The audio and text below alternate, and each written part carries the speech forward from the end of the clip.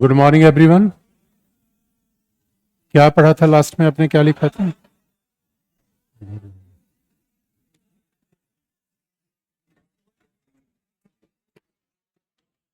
तो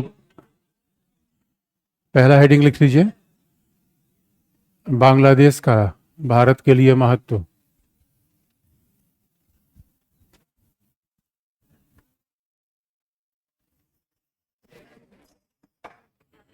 बांग्लादेश का भारत के लिए महत्व।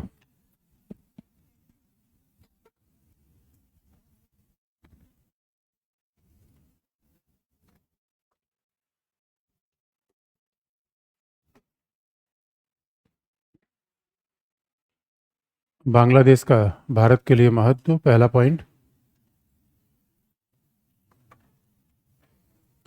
भू राजनीतिक रूप में, भू राजनीतिक रूप में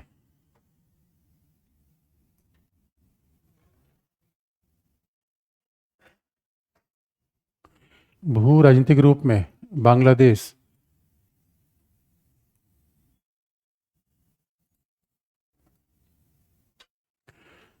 भारत का सर्वाधिक महत्वपूर्ण पड़ोसी है।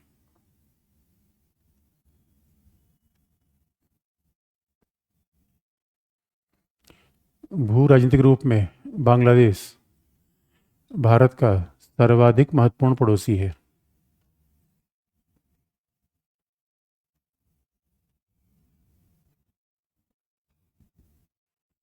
सर्वाधिक महत्वपूर्ण पड़ोसी है।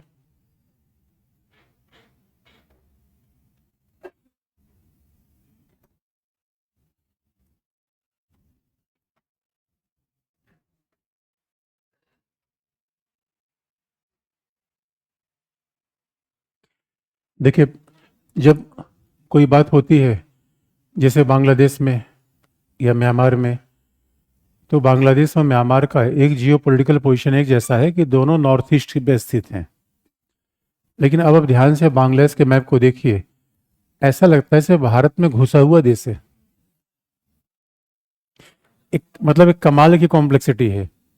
इसीलिए इसीलिए माउंटबेटन ने कहा था कि भारत का विभाजन ठीक नहीं है, और पाकिस्तान अगर स्वतंत्र राष्ट्र के रूप में निर्मित होगा तो सस्टेन नहीं कर पाएगा। और वो कारण था ज्योग्राफिकल।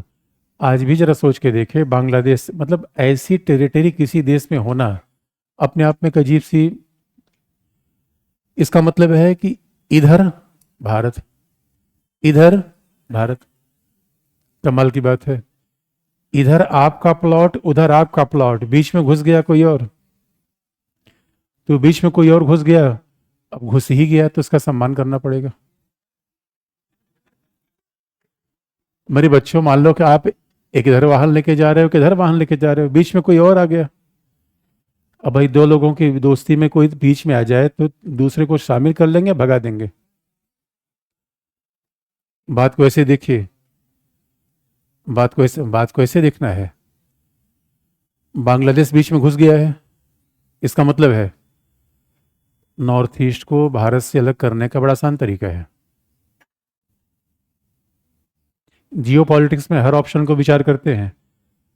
और ये बात मैं ऐसे नहीं कह रहा हूं, ये बात कई लोगों ने पॉलिटिकली कह दिया था, तो बड़ा विवाद भी हुआ, क्योंकि एक ही घटना को अलग अलग तरीके से देखा जा सकता है। बांग्लादेश हमारे लिए कितना इंपॉर्टेंट हो सकता है, क्योंकि पूरा नॉर्थ ईस्ट, अगर आप यहाँ से सिलीगुड़ी गलियारे से यहाँ तक जाए, कम से कम 650 किलोमीटर है। ये इतना बड़ा भारत है। इतना बड़ा भारत आपसे केवल इस पतले से गलियारे से जुड़ा हुआ है। अगर इसी पतले गलियारे को मैं तोड़ दूं तो तोड़ने में बांग्लादेश हेल्प कर दे तो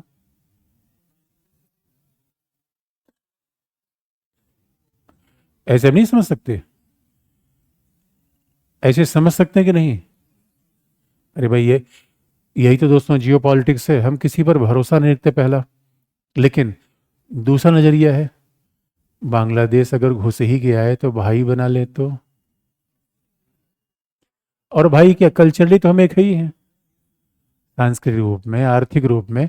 और अब मान लीजिए कि बांग्लादेश यहाँ पे आ ही गया है, तो स्वाभाविक रूप से मिलजुल कर काम करे, बांग्लादेश का विकास हमारा विकास। अब ज्योग्राफी चेंज करना तो बड़ा मुश्किल है।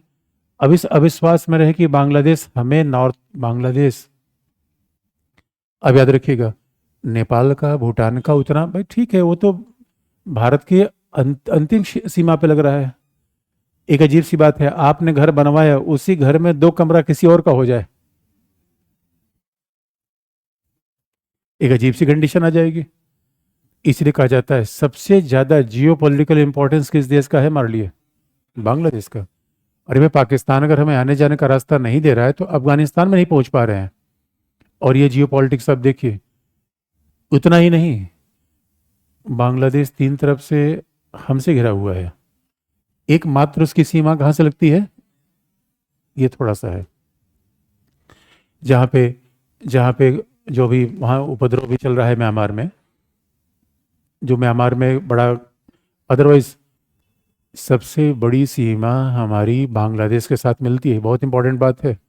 और सीमा का महत्व तो सबसे ज़्यादा होता है, इस बात को हम ध्यान रखते हैं। सबसे बड़ी सीमा लगती है, बात आधी है। सबसे सेंसिटिव क्षेत्र के साथ लगती है, बात पूरी है। यानी एक ऐसा देश है जो 3 तरफ भारत से घिरता है, और ये है हमारा कौन सा स्टेट है? त्रिपुरा 3 तरफ से बांग्लादेश से घिरा हुआ है। अगर सोच के देखिए, मणिपुर में हिंसा हो ही रही है, तो स्वाभाविक रूप में ये हमारा क्षेत्र निश्चित तौर पर उग्रवाद से प्रभावित रहा है, इंटरनल सिक्योरिटी के थ्रेट से प्रभावित रहा है। और पड़ोसी का महत्व बस इतना ही समझ लीजिए, त्रिपुरा जाने का, अगर अगरतला मुझे जाना हो तो पहला रास्ता ये है, कोलकाता से मैं बस बैठूं ट्रेन पे, और ढेंचू ढेंचू करते हुए यहाँ से घूमते हुए यहाँ से घूमते हुए यहाँ, जो मैंने इतनी आसानी से मार्कर से बता दिया, ये 1800 किलोमीटर दूरी है।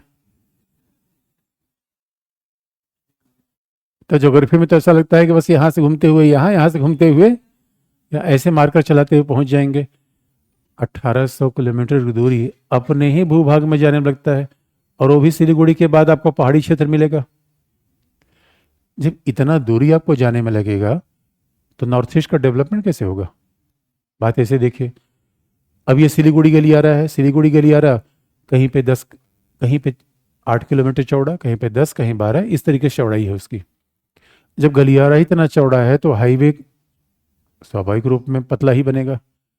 बड़े बड़े, आप कभी देखिए हिमाचल में, उत्तराखंड में जाइए, वहाँ के ट्रक के साइज देखिए, और यहाँ पे एक्सप्रेस वे पे जाइए, वहाँ पे ट्रक के साइज के देखिए। एक्सप्रेस वे पे अब ट्रक आप देखेंगे, पता चला कि 36 पहिए का, 72 पहिए का ट्रक चल रहा है। वो ट्रक नहीं, आधा मालगाड़ी दिखती है। लेकिन जहां पहाड़ी राज्य होगा, जहां पतले गलियारे होंगे, वहां ट्रक चलेगा या छोटा हाथी आएगा? तो छोटा हाथी से कितनी बार पहुंचाएंगे सामान? भाई, छोटा हाथी स्टूडेंट के किराए कमरे चेंज करने के लिए पर्याप्त होता है। नॉर्थ ईस्ट के विकास के लिए आपको सामान चाहिए। नॉर्थ ईस्ट में कोई काम आप करेंगे उसके लिए बालू चाहिए, सीमेंट चाहिए। बोगीबिल पुल बनाने के लिए हमें ऐसे ऐसे हमें आयरन की आवश्यकता थी, और इतने बड़े ट्रक पे, कई बार आपने देखा बड़े बड़े ट्रांसफार्मर होते हैं, ट्रक पे लाद के ले जाया जाता है। सिलीगुड़ी गलियारे से वो चीज़ हम नहीं लाद के ले जा सकते। यानी सिलीगुड़ी गलियारा नॉर्थ ईस्ट के विकास में बाधा पैदा कर रहा है, नंबर 1। सिलीगुड़ी गलियारा हमेशा सिक्योरिटी थ्रेट के रूप में बना रहता है, नंबर 2। सिलीगुड़ी गलियारा हमारे विकास को एक लंबी अब समस्या देता है। जरा सा जैसे ऐसे देखिए, जियो पॉलिटिक्स अब इस तरीके से देख लीजिए, हमें कोलकाता से कोई सामान, त्रिपुरा से कोई सामान, दिल्ली में ट्रेड फेयर है, तो ट्रेड फेयर में नॉर्थ ईस्टर्न स्टेट भी आते हैं। नॉर्थ ईस्टर्न स्टेट को अगर कोई सामान भेजना है मलेशिया, इंडोनेशिया, भाई यहाँ भी कोई सामान निर्यात करेंगे। आप जानते हैं लैंड लॉक हो जाना किसी क्षेत्र के विकास में बाधा है। भारत लैंड लॉक नहीं है, लेकिन आज़ादी के बाद जो सबसे बड़ा दुष्परिणाम जिस स्टेट को देखना पड़ा वो कौन सा है? North east. North east land lock हो गया। अब नॉर्थ ईस्ट लैंड लॉक हो गया तो विकास के रास्ते में नॉर्थ ईस्ट के बंद कर दिए। इसका मतलब ये माना गया कि अगर कोई भी सामान आपको ले आना है अगरतला से, तो अगरतला से आपको लाना पड़ेगा कोलकाता, कोलकाता पत्तन से फिर लाना पड़ेगा इधर। अजीब से चक्कर नहीं मार रहे हैं? और कोई भी सामान दिल्ली तक भेजने के लिए आपको सिलीगुड़ी गलियारे पर निर्भर रहना पड़ेगा। इसे कहा जाता है कि पूर्वोत्तर क्षेत्रों का विकास नहीं हुआ, तो उसमें बड़े सारे कारण थे। भौगोलिक पहला लैंडलॉक हो जाना, उग्रवाद की समस्या, कहीं कहीं निर्जातीय संघर्ष, राजनीतिक अस्थायित्व, तो तमाम कारण रहे हैं। इसलिए याद रखिएगा, हमारे लिए बांग्लादेश का, म्यांमार का बड़ा महत्व है, क्योंकि नॉर्थ ईस्ट का महत्व है। अब इसी बात को मैं बात कर लूँ, प्रधानमंत्री कह रहे हैं हमें ईस्ट का डेवलपमेंट करना है, ईस्ट का डेवलपमेंट करना है, तो ईस्ट में तो नॉर्थ ईस्ट भी आएगा। ईस्ट में भी जो सबसे डेवलपमेंट की राह में पीछे छूट गया उसका नाम क्या है? North east. और मैं आपको विकल्प बताना चाहता हूं, इस 1800 किलोमीटर के लंबे थकाऊ रास्ते का हमारे पास एक विकल्प है। नॉर्थ ईस्ट को लैंडलॉक से बचाने के लिए हमारे पास एक विकल्प है। विकल्प कहां से आएगा? हम घूम के आए या सीधा आ जाए? सीधा आने की दूरी जानते हैं? 350 किलोमीटर। सीधा 350 किलोमीटर, यानी 1500 किलोमीटर रास्ता बचा, समय बचा, ऊर्जा बची, सिलीगुड़ी गलियारे का थकाऊ रास्ता बचा। अब सवाल है, सीधा आएंगे तो बांग्लादेश को क्या फायदा होगा? भाई हमारे ट्रक जाएंगे तो बांग्लादेश को भी तो टोल देंगे, पहली बात। और भारत तो कह रहा है भाई हम बांग्लादेश का सड़क भी बनवा देंगे, टोल भी देंगे, सड़क बनवा देंगे। इसे याद रखिएगा, बांग्लादेश अभी भी भारत को पारगमन मार्ग नहीं देता। बांग्लादेश आज भी, जो नॉर्थ ईस्ट में, ये बात सच है कि आज की डेट में कोई भी ट्रक कोलकाता से लेके नॉर्थ ईस्ट नहीं जा सकता। अगर कोई ट्रक जाएगा भी तो मान लीजिए कोई भारत से ट्रक आएगा तो उसे नॉर्थ ईस्ट की सीमा पेट्रोपोल, बेनापोल, उस पर सामान ऑफलोड करना पड़ेगा। वो सामान फिर बांग्लादेश के ट्रक में रखा जाएगा। बांग्लादेश का ट्रक जाएगा, सामान यहाँ उतार देगा, यहाँ फिर से भारतीय ट्रक में रखा जाएगा, फिर यहाँ बढ़ेगा। इसका मतलब है, आप कमरा शिफ्ट करना चाहते हैं वजीराबाद से मुखर्जी नगर, एक टेम्पू करिए, वो टेम्पू नाले के इस पार आपका सामान उतार देगा, फिर नाले के उस पार नहीं जाएंगे, और नाले के उस पार वाला टेम्पू इधर नहीं आएगा। एक अजीब कॉम्प्लेक्सिटी नहीं है? अब वो टेम्पू आपका सामान वहां उतार देगा, दूसरा टेम्पो मिलेगा, सामान फिर भरिए, और वो कहेगा देखो भाई हम गांधी विहार तक जाएंगे। गांधी विहार का आगे नहीं है, उधर वाला गांधी विहार तक नहीं आएगा। मुखर्जी नगर जाने के लिए 3 बार टेम्पो सामान ला दिए और 3 बार उतारिए। कैसा लगा सुनने में? और एक खास बात है, इसीलिए पड़ोसी का बड़ा महत्व होता है। और इतना ही नहीं, सीधा तो छोड़िए, और सीधा रास्ता भी बन भी रहा था, बस ट्रक के आने जाने का मामला नहीं बन पा रहा था। और हमारे यहाँ हसीना थी, इसलिए आप देखोगे दोस्तों, हसीना थी, बांग्लादेश बढ़ा, हम बढ़े, साथ साथ बढ़े। अभी मामला थोड़ा पेचीदा गया है, अभी मामला पेचीदा गया है, और इसमें भी बड़ी पॉलिटिक्स है। अब सवाल ये है कि बांग्लादेश के पास, जरा सोच के देख रहे हैं, पूरा ये हिंद महासागर और सारे पत्तन, चटगांव, मोंगला, तो नॉर्थ ईस्ट के किसी सामान को निर्यात करने के लिए हमें कोई सामान कोलकाता पत्तन लाने की जरूरत ही नहीं है। नॉर्थ ईस्ट से कोई सामान भेजना चाहते हैं तो हमें किसका पोर्ट करना पड़ेगा? चटगांव, मोंगला। सीधा अगर कोई अगरतला सामान लाना है, सीधा कहाँ भेज दें? मोंगला। मोंगला से किधर जाएगा? कोई आसाम सामान लाना है, सीधा कहाँ भेज दें? चिटगांव। चिटगांव, मोंगला, इन सब पत्तन का प्रयोग करके, और बांग्लादेश ने ये ट्रांसशिपमेंट फैसिलिटी हमें दे रखी है कि हम उसके पोर्ट का प्रयोग करके नॉर्थ ईस्ट से सामान ले जा सकते हैं, भारत से भी होकर नॉर्थ ईस्ट में सामान पहुंचा सकते हैं, बशर्ते हमारा ट्रक, अभी बांग्लादेश ने ट्रांजिट रूट नहीं दिया है, बशर्ते वो हमारा ट्रक सीधे बांग्लादेश से होते हुए नॉर्थ ईस्ट नहीं जा सकता। और हकीकत की बात यह है, शेख हसीना थी तब तो उन्होंने मान ही लिया था। शेख हसीना में क्या क्या दिया, वो माय गॉड। बस एक चीज मांगते रह गए, उन्होंने दिया नहीं। मेरे बच्चों, इसलिए आईआर समझो, ज्यादा दिमाग मत लगाओ। अब यही, इसलिए मेरे बच्चे, अरे बोले सुनो बात अच्छे से, हमने शेख हसीना ने पहली बार, क्योंकि आप याद रखिएगा, कई बार बांग्लादेश इस बात से डरता है कि भारत को आने जाने का रास्ता दे देंगे, तो बांग्लादेश के मन में एक हिडन फियर रहता है। और हिडन फियर किस बात का है? कि मान लीजिए कल के लिए भारत चाइना वॉर हो गया, तो बिला वजह बांग्लादेश के रास्ते का इंडिया प्रयोग करेगा, बांग्लादेश भी थर्ड पार्टी बन जाएगा। बांग्लादेश का ना हमारे साथ कभी वार हुआ है, बात ध्यान सुनने की है। बांग्लादेश का तो हमारे साथ कुल मिला के कोई झगड़ा भी नहीं है, सीमा विवाद है ही नहीं है। लेकिन सवाल ये, झगड़ा तो है नहीं, अगर झगड़ा करना चाहूँ तो मैं तुरंत कर दूंगा। अभी मैं बताऊंगा एग्जाम्पल। झगड़ा करने के लिए कोई जरूरत की आवश्यकता थोड़ी होती है। हम लोग यूनिवर्सिटी पढ़ते थे तो हम लोग के साथ एक ग्रुप था जो शाम को मिलता था, पूछता था हाँ भाई कोई पंगा हुआ या नहीं, ढूंढ के लाओ। झगड़ा करके तभी घर जाना है? झगड़ा तो मैं पैदा कर दूंगा, उसके लिए कहीं किसी की कारण की जरूरत नहीं है। लेकिन शेख हसीना ने कहा था कि भाई देखो, हम तो भारत को पारगमन रास्ता देंगे। पहले तो पारगमन रास्ता देने कोई सरकार तैयारी नहीं थी, क्योंकि एक बार बांग्लादेश ने कहा कि नहीं हमारा रास्ता खराब हो जाएगा। एक अजीब सी प्रवृत्ति अब दक्षिण एशिया में नहीं देख रहे हो? अरे दोस्तों, हम ग्लोबलाइजेशन के दौर में है, उदारीकरण के दौर में है, और रास्ता रोका जा रहा है आपस में आने से। यूरोप का देखो, 27 देशों में, इंग्लैंड में बैठी है, इंग्लिश चैनल के नीचे से, समुद्र के नीचे से धनधना का ट्रेन पहुंचेगी फ्रांस। ओ माय गॉड, जहां सीम, बताओ क्या कमाल का। अरे 27 देशों में सीमा, और हम सीमा को लेकर भाग रहे हैं। कमाल की बात है। अरे मेरे बच्चों, ये दुनिया ग्लोबलाइजेशन की है या अकेले रहने की? अरे दुनिया उदारीकरण के, भूमंडलीकरण के। बांग्लादेश से हो क्या आप जानते हो? बांग्लादेश में आने जाने का रास्ता दे दे, सीधा जाएंगे हम थाईलैंड, और थाईलैंड जाएंगे सिंगापुर पहुंच ही जाएंगे। याद रखना, नॉर्थ ईस्ट से आज भी मैं आपको बता सकता हूं, नॉर्थ ईस्ट से पैदल पहुंच जाओ सिंगापुर। नॉर्थ ईस्ट से आज पैदल सिंगापुर जा सकते हो।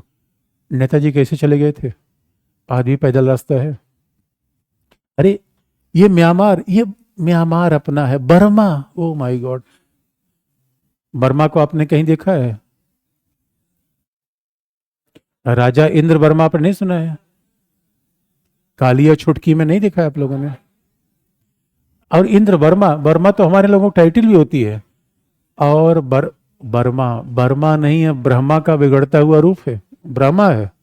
और दोस्तों, बर्मा हमारे कितने पास था। मेरे पिया गए रंगून किया है वहां से टेलीफोन, कि तुम्हारी याद नहीं आती? तो मेरे दोस्तों, बर्मा तो अपना था, बर्मा अपना था। और बर्मा से होते हुए दंदना के पहुंचते हम थाईलैंड, और हाईवे बना भी रहे हैं। अब कमाल की ग्लोबलाइजेशन की दुनिया है, भूमंडलीकरण की दुनिया है। आवागमन के देखो, दुनिया टहलो, दुनिया गांव बदल दो, और हम पड़ोस में ही लफड़ा पैदा कर रहे हैं। लेकिन हसीना ने कहा था देखो भाई हम सब दे देंगे, बस एक चीज हमें भी चाहिए। हमने कहा मैडम बताइए। उनका तीस्ता नदी के आधे पानी का हिस्सा। और हमने कई बार कोशिश किया, और हमारी सरकार ने कहा, दीदी को बुलाया, हमने कहा दीदी पानी किसका है? उनका मेरा है। फिर यहाँ फंस गया। अब यहाँ संघवाद का विषय फंसा।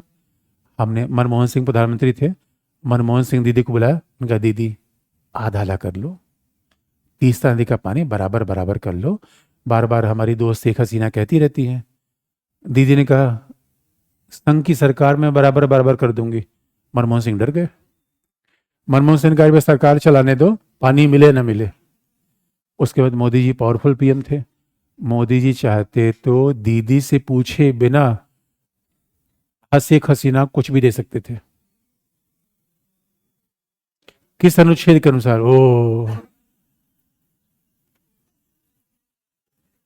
किस अनुच्छेद के अनुसार?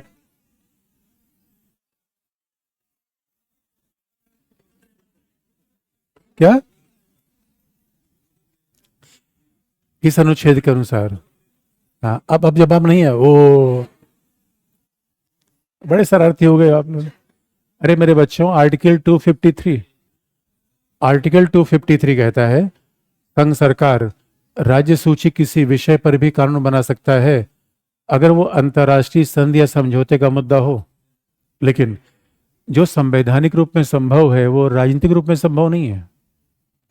और राजनीतिक रूप में संभव इसलिए नहीं है कि अगर मान लीजिए कि आप जानते हैं पानी का मुद्दा कितना भावनात्मक होता है, और अगर दीदी से पूछे बिना संघ सरकार ने हसीना को पानी दे दिया तो आप समझते हैं, दीदी तो वैसे बीजेपी के सुपड़ा साफ कर रखी है बंगाल में, और पानी दे दिया तो जो संभावना है वो भी खत्म हो जाएगी। इसलिए बांग्लादेश हमारे बड़ा करीब है। यानी कुछ लोग दिल के करीब होते हैं, उसमें कौन है? कुछ लोगों को दिल से हटाए। अब दिल में नफरत करिए या प्यार करिए, आपकी मर्जी है, वो आपके नजदीक ही रहेंगे। अच्छा है जो नजदीक है उससे नफरत क्यों किया जाए? और हमने तो किसी से नफरत कभी किया ही नहीं। और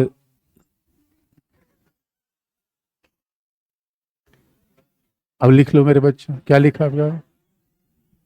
क्या लिखा आपने?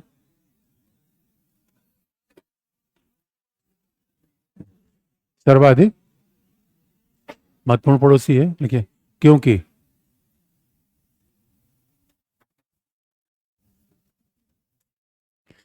क्योंकि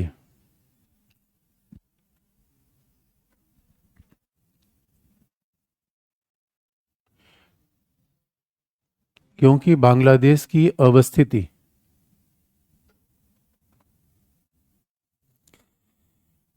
बांग्लादेश की अवस्थिति ऐसी है जो तीन तरफ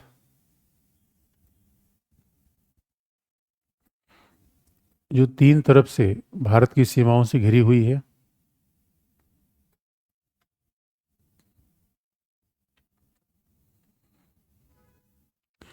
जो तीन तरफ से भारत की सीमाओं से घिरी हुई है।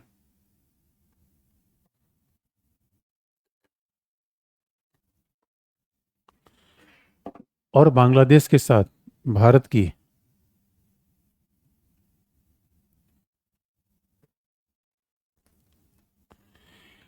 केवल सबसे बड़ी सीमा ही नहीं मिलती,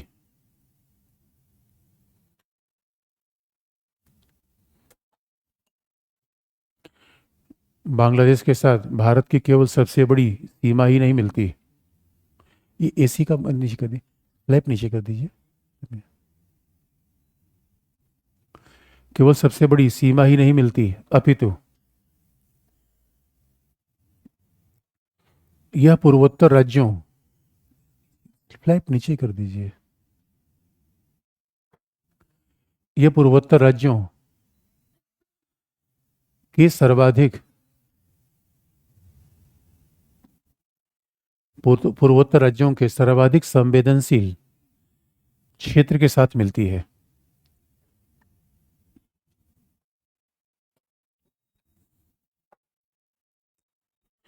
पूर्वोत्तर राज्यों के सर्वाधिक संवेदनशील क्षेत्र के साथ मिलती है।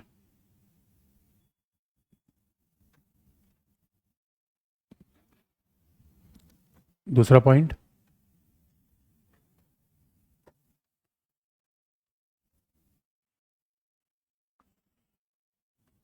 पूर्वोत्तर राज्य के विकास के लिए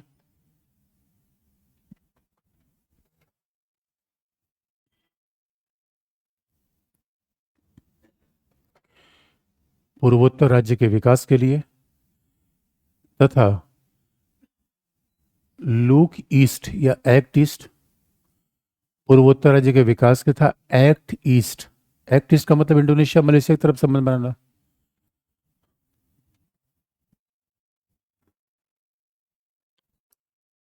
तथा एक्ट ईस्ट नीति को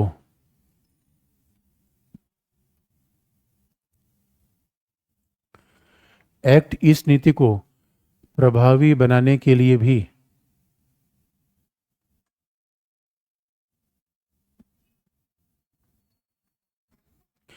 एक्ट ईस्ट नीति को प्रभावी बनाने के लिए भी बांग्लादेश का निर्णायक महत्व है।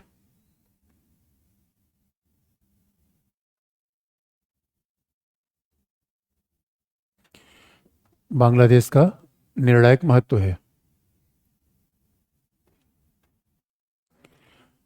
अगला पॉइंट, पूर्वोत्तर राज्यों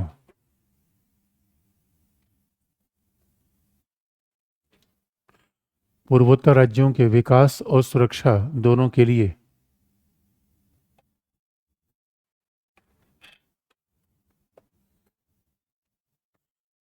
पूर्वोत्तर राज्यों के विकास और सुरक्षा दोनों के लिए, या फिर आपको ऊपर हो गया, फिर बंद ही कर दीजिए इसको ना, बंद कर दीजिए फिर, नहीं। पूर्वोत्तर राज्यों की सुरक्षा विकास दोनों के लिए सिलीगुड़ी गलियारे का निर्णायक महत्व है।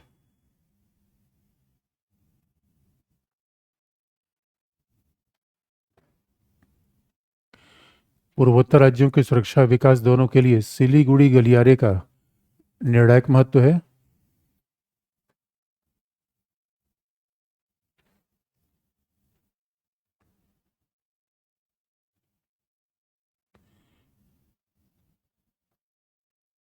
और बांग्लादेश से पारगमन मार्ग, बांग्लादेश से पारगमन मार्ग प्राप्त होने पर, बांग्लादेश से पारगमन मार्ग प्राप्त होने पर भारत की सिलीगुड़ी गलियारे पर निर्भरता कम होगी।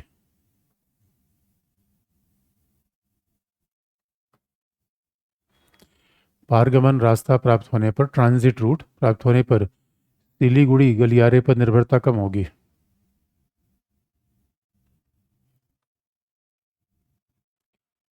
अच्छा, पारगमन रास्ते का मतलब समझते हैं क्या है? क्या है? अरे केवल आने जाने का रास्ता नहीं है।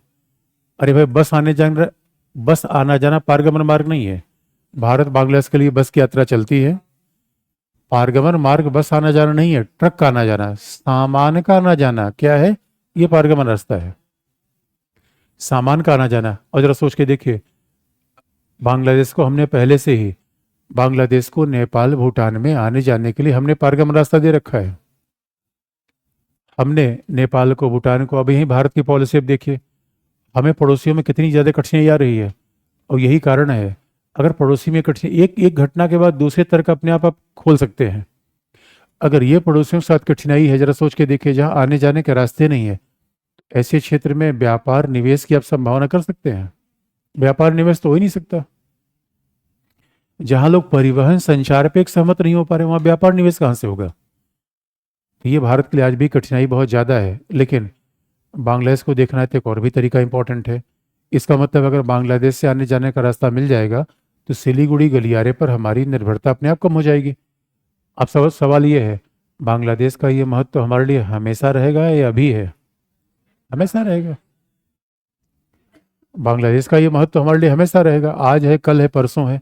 इसलिए कई बार आप देखें इसमें करंट अफेयर क्या होता है। मान लीजिए कल के लिए बांग्लादेश ने पारगमन रास्ता दे दिया, आप करंट अफेयर होगा, कितने फायदे होंगे वो तो अभी से हम एस्टिमेट कर सकते हैं। कभी संबंध अच्छा होता है, रेल लाइन बन जाएगी तो उसके फायदे क्या है, देख सकते हैं। लेकिन संबंध प्रतिकूल होने पर क्या होता है, उसके परिणाम भी आपको दिखा देंगे। यानी पड़ोसी का महत्व बड़ा निर्णायक है। और हकीकत की बात है कि बांग्लादेश एक ऐसा बच्चा है जिसके पैदा होने में भारत ने दाई की भूमिका का निर्वाह किया था। लेकिन समय की बात है मेरे बच्चों, यही तो समय की बात है। अब किसी, इसलिए हम बार बार कहते हैं कि मान लो हमने किसी को दिल दे दिया दोस्तों, वो दिक्कत नहीं है, वो कल हमें छोड़ के भाग गया, ये दिक्कत है। इसीलिए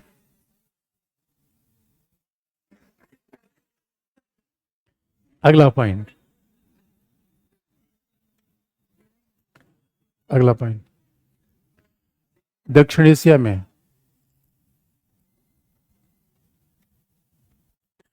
दक्षिण एशिया में भारत का सबसे बड़ा द्विपक्षीय व्यापार बांग्लादेश के साथ है। बहुत इंपॉर्टेंट बात है ये। दक्षिण एशिया में भारत का सबसे बड़ा द्विपक्षीय व्यापार बांग्लादेश से।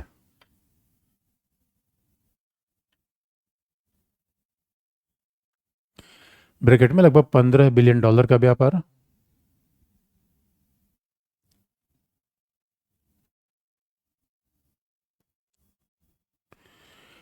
भारत का सबसे बड़ा द्विपक्षीय व्यापार बांग्लादेश के साथ है, लगभग $15 बिलियन का व्यापार। ये दक्षिण एशिया में सबसे बड़ा व्यापार हमारा किसके साथ है? बांग्लादेश के साथ। इसमें हमें जबरदस्त व्यापार फायदा है, आगे लिख लीजिए, जिसमें जिसमें भारत के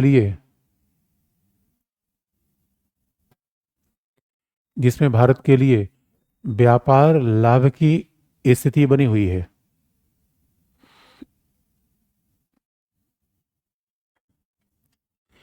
जिसमें भारत के लिए व्यापार लाभ की स्थिति बनी हुई है।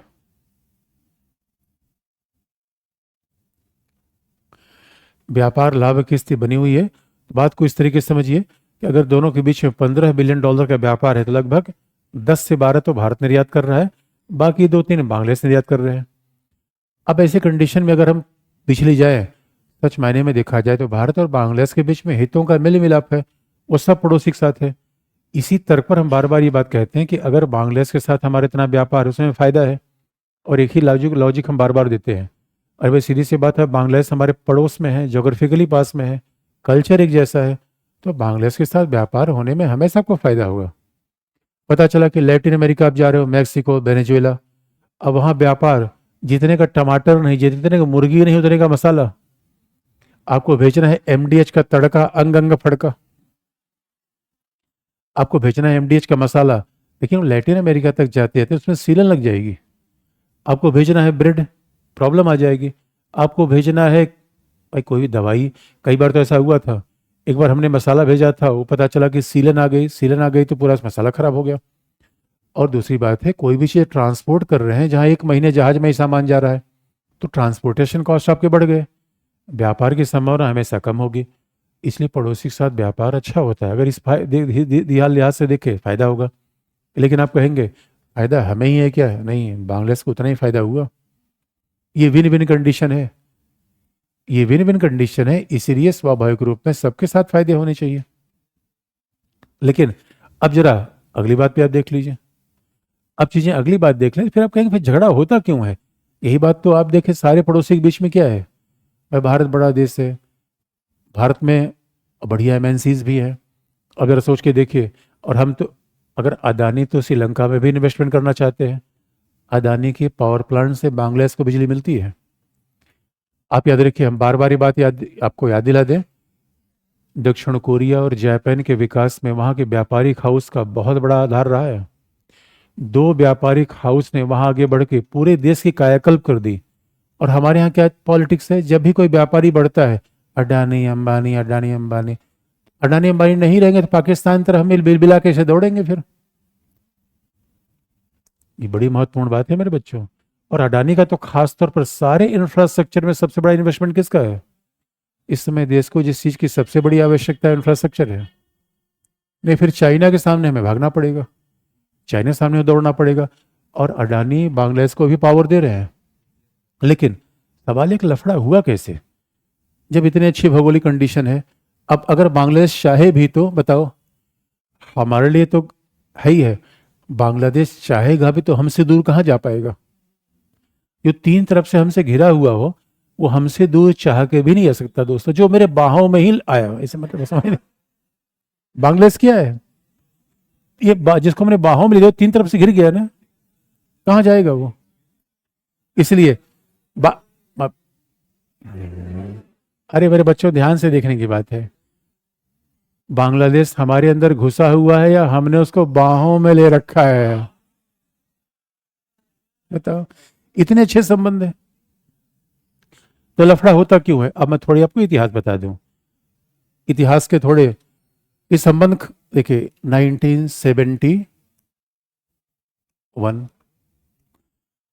का वार और 1972 में बांग्लादेश का निर्माण हुआ।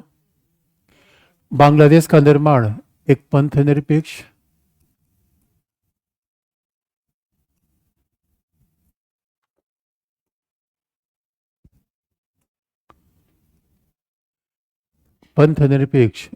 लोकतांत्रिक,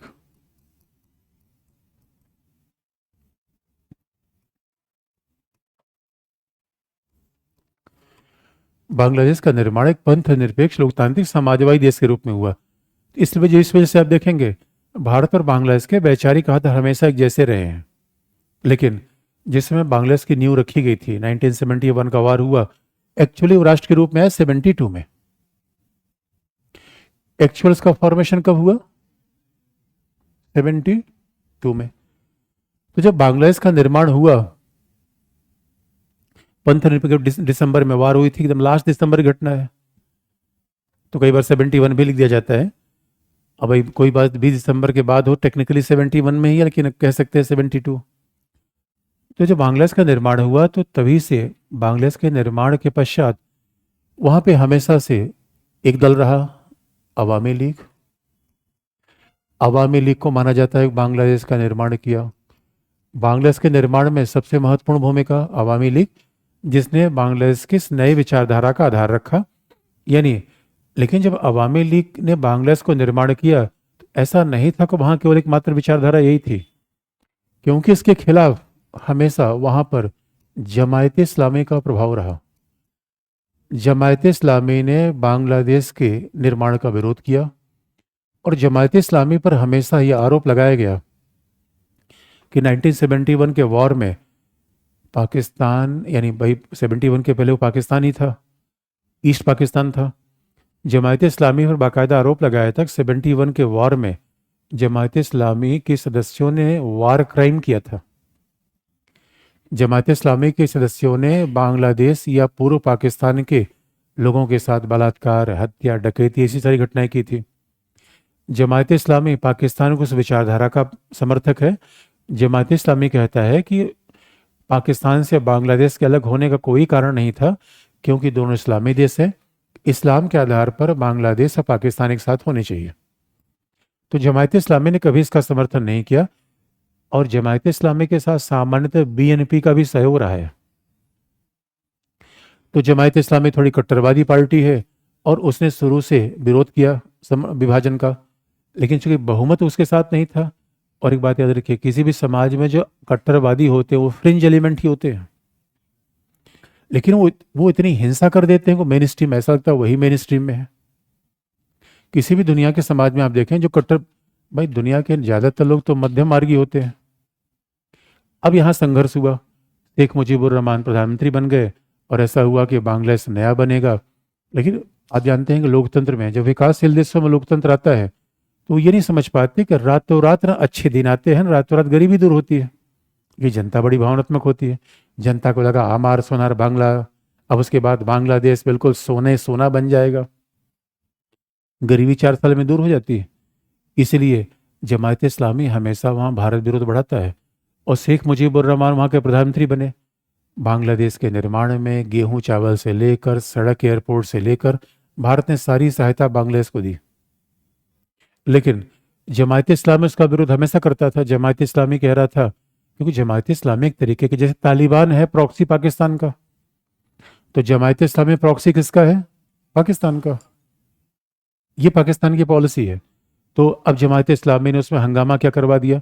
जब हमने गेहूं भेजा तब आपको पता है कि जमायत इस्लामी ने क्या कहा? भारत बेकार गेहूं बांग्लादेश को दे रहा है। जब हमने पैसा देखा तो उनका नोट पुरानी पुरानी दे रहा है। अब बताओ, तो बात होती है। और मेरे बच्चों, पाकिस्तान का भी तर्क कुछ ऐसा ही रहता है। पाकिस्तान का तर्क ऐसा क्यों रहता है? पाकिस्तान कीनिया से चाय मंगाता है, पाकिस्तान में चाय नहीं होती। तो हमने कई बार कहा, अरे भाई छोटे भाई हो, चाय हमारे यहाँ से लेके पी लिया करो। पाकिस्तान ने कहा ना ना, तुम्हारे यहाँ जो चाय मिलती है उसमें विशेष ब्रांड नहीं है, हम कौन सा ब्रांड का चाय पीते हो? उनका वो कीनिया में ही आती है। याद रखिए, बर्बाद भले हो जाएं लेकिन शौक नवाबी होना चाहिए। अब एक अजीब सी बात है,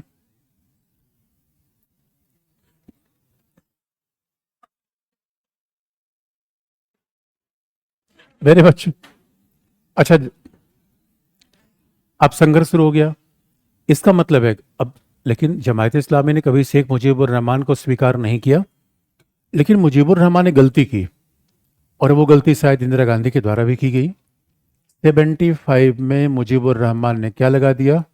आपातकाल। ये देखिए, ये बांग्लादेश में एक ट्रेंड रहा है। चुनाव 2 साल में हुए नहीं, जिंदाबाद मुर्दाबाद। बांग्लादेश में अच्छी बात यह है कि 2 मेन स्ट्रीम पार्टी रही हैं और लोकतंत्र आने के बाद ऐसा लगा कि स्थायी तो रहेगा, लेकिन लोकतंत्र कई बार ऐसा लगता है भीड़ तंत्र में बदल जाता है। 75 में मुजीबुर रहमान ने आपातकाल लगा दिया। अब आप समझ सकते हैं, जिस देश का निर्माण लोकतंत्र के आधार पर ही हुआ हो वहां पर आपातकाल लगा देंगे। तो जनता तो परेशान हो जाएगी और जमात इस्लामी को विरोध का बहाना मिल गया। और जमात इस्लामी उसके कार्यकर्ताओं ने मुजीबुर रहमान के पूरे परिवार की हत्या कर दी। केवल उसमें शेख हसीना बची थी। ये इतिहास इस बात का प्रमाण है। मुजीबुर रहमान के पूरे परिवार की हत्या कर दी गई। अब देखिए, ये तो लोकतंत्र में, भाई लोकतंत्र में विचारधारा का विरोध हो सकता है। इसी मामले में भारत और बाकी देशों का अंतर समझिए। और यही लोकतंत्र खास बात है। अभी आप देखिए, बिडेन और ट्रम्प किस तरीके से आप आमने सामने मिल रहे थे, चुनाव में हार गए, पता लगा है। अरे भाई, मतभेद हत्या हत्या तक नहीं आना चाहिए, लेकिन कई देशों में ऐसे हो जाते हैं। शेख हसीना केवल बच पाई, पूरे परिवार में एकमात्र शेख हसीना बच पाई। सोचिए, शेख हसीना ने ज्यादा कट्टरवाद का, माता पिता बहनें भाई सब मार दिए गए। भाई मुजीबुर रहमान को चलो मारा होता तब भी हम मान लेते, चलो अच्छा उनसे दुश्मनी थी, बच्चों से क्या मतलब था उसका। एक हसीना के पति फिजिक्स के प्रोफेसर हैं, वो जर्मनी में रहते हैं। उसका भी कहीं न कहीं शेख हसीना के जीवन पर एक प्रभाव है, इस पूरी घटना का, पिता का मारा जाना। और आप याद रखिएगा, अब शेख हसीना भी, और उस समय जब ये हुआ कि शेख हसीना अब चूंकि बाहर थी, पढ़ रही थी, तो वापस नहीं लौटी। बाद में शेख हसीना जब यहाँ पे ये सब सैनिक शासन आ गया, यानी 75 में एक तरफ आपातकाल लगा, उसके बाद मुजीबुर रहमान की हत्या हो गई। बांग्लादेश फिर से पाकिस्तान के रास्ते पर लौट पड़ा। और बांग्लादेश में क्या बन गया? सैनिक शासन। बांग्लादेश में सैनिक शासन आ गया और बांग्लादेश में इस्लामी शासन की स्थापना हो गई। इसका मतलब है लोकतंत्र, पंथ निरपेक्षता, इन सब चीजों को पीछे कर दिया गया। बांग्लादेश फिर उसी रास्ते पर आ गया जिसे कहते हैं बैक टू स्क्वायर वन। और यही वो समय था। अब जैसे बांग्लादेश में, अब स्वाभाविक रूप में जब सैनिक शासन आया, उसमें भारत विरोधी ताकतें थी। इसलिए जैसे बांग्लादेश में सैनिक शासन आए, चीन पाकिस्तान ने बांग्लादेश के साथ तुरंत संबंध बना लिया, कोल्ड वार कारण। और उसके बाद बांग्लादेश ने छोटे छोटे विवाद उठाने शुरू कर दिए। अब जरा सोच के देखिए, इसलिए कहा जाता है कि सारे विवाद का मूल कारण राजनीतिक होता है। क्योंकि जो नई सरकार बनी उसको ऐसा लगता है कि हम हसीना के समर्थक रहे हैं। अरे सवाल है कि भारत के सहयोग से पूरे बांग्लादेश का विकास हुआ या हसीना का ही विकास हुआ? अब संयोग की बात है कि हसीना उस समय शासन में थी, हम तो शासन निर्धारित नहीं कर सकते। अब आप देखिए कैसे पॉलिटिकल मामलों को उठाया गया। जैसे सैनिक सरकार आ गई, उसने क्या कहा? गंगा नदी के पानी का बंटवारा ठीक नहीं है, तीस्ता का मुद्दा, गंगा का मुद्दा सब उठाने लगा है। और आपको पता है कैसे कैसे भावनात्मक भाषण दिए गए। बांग्लादेश में ऐसे ऐसे भावनात्मक भाषण दिए गए जिसे पाकिस्तान में चलते हैं, कि भारत बांग्लादेश का विनाश कर देना चाहता है, भारत बांग्लादेश को पानी नहीं देना चाहता है।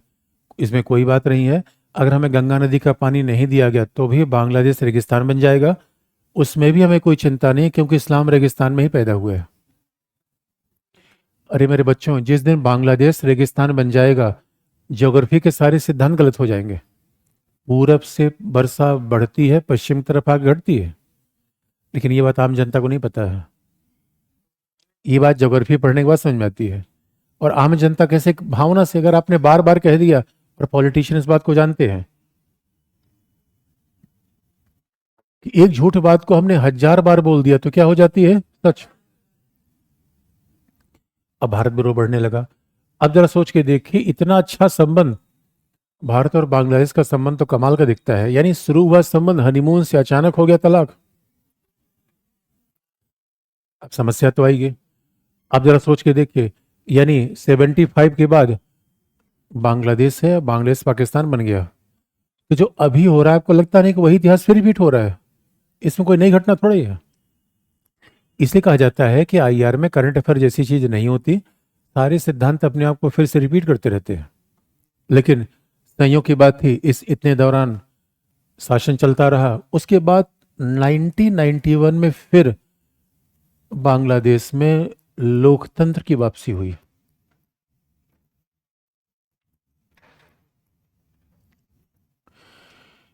बांग्लादेश में 1991 में पुनः लोकतंत्र की वापसी आ गई।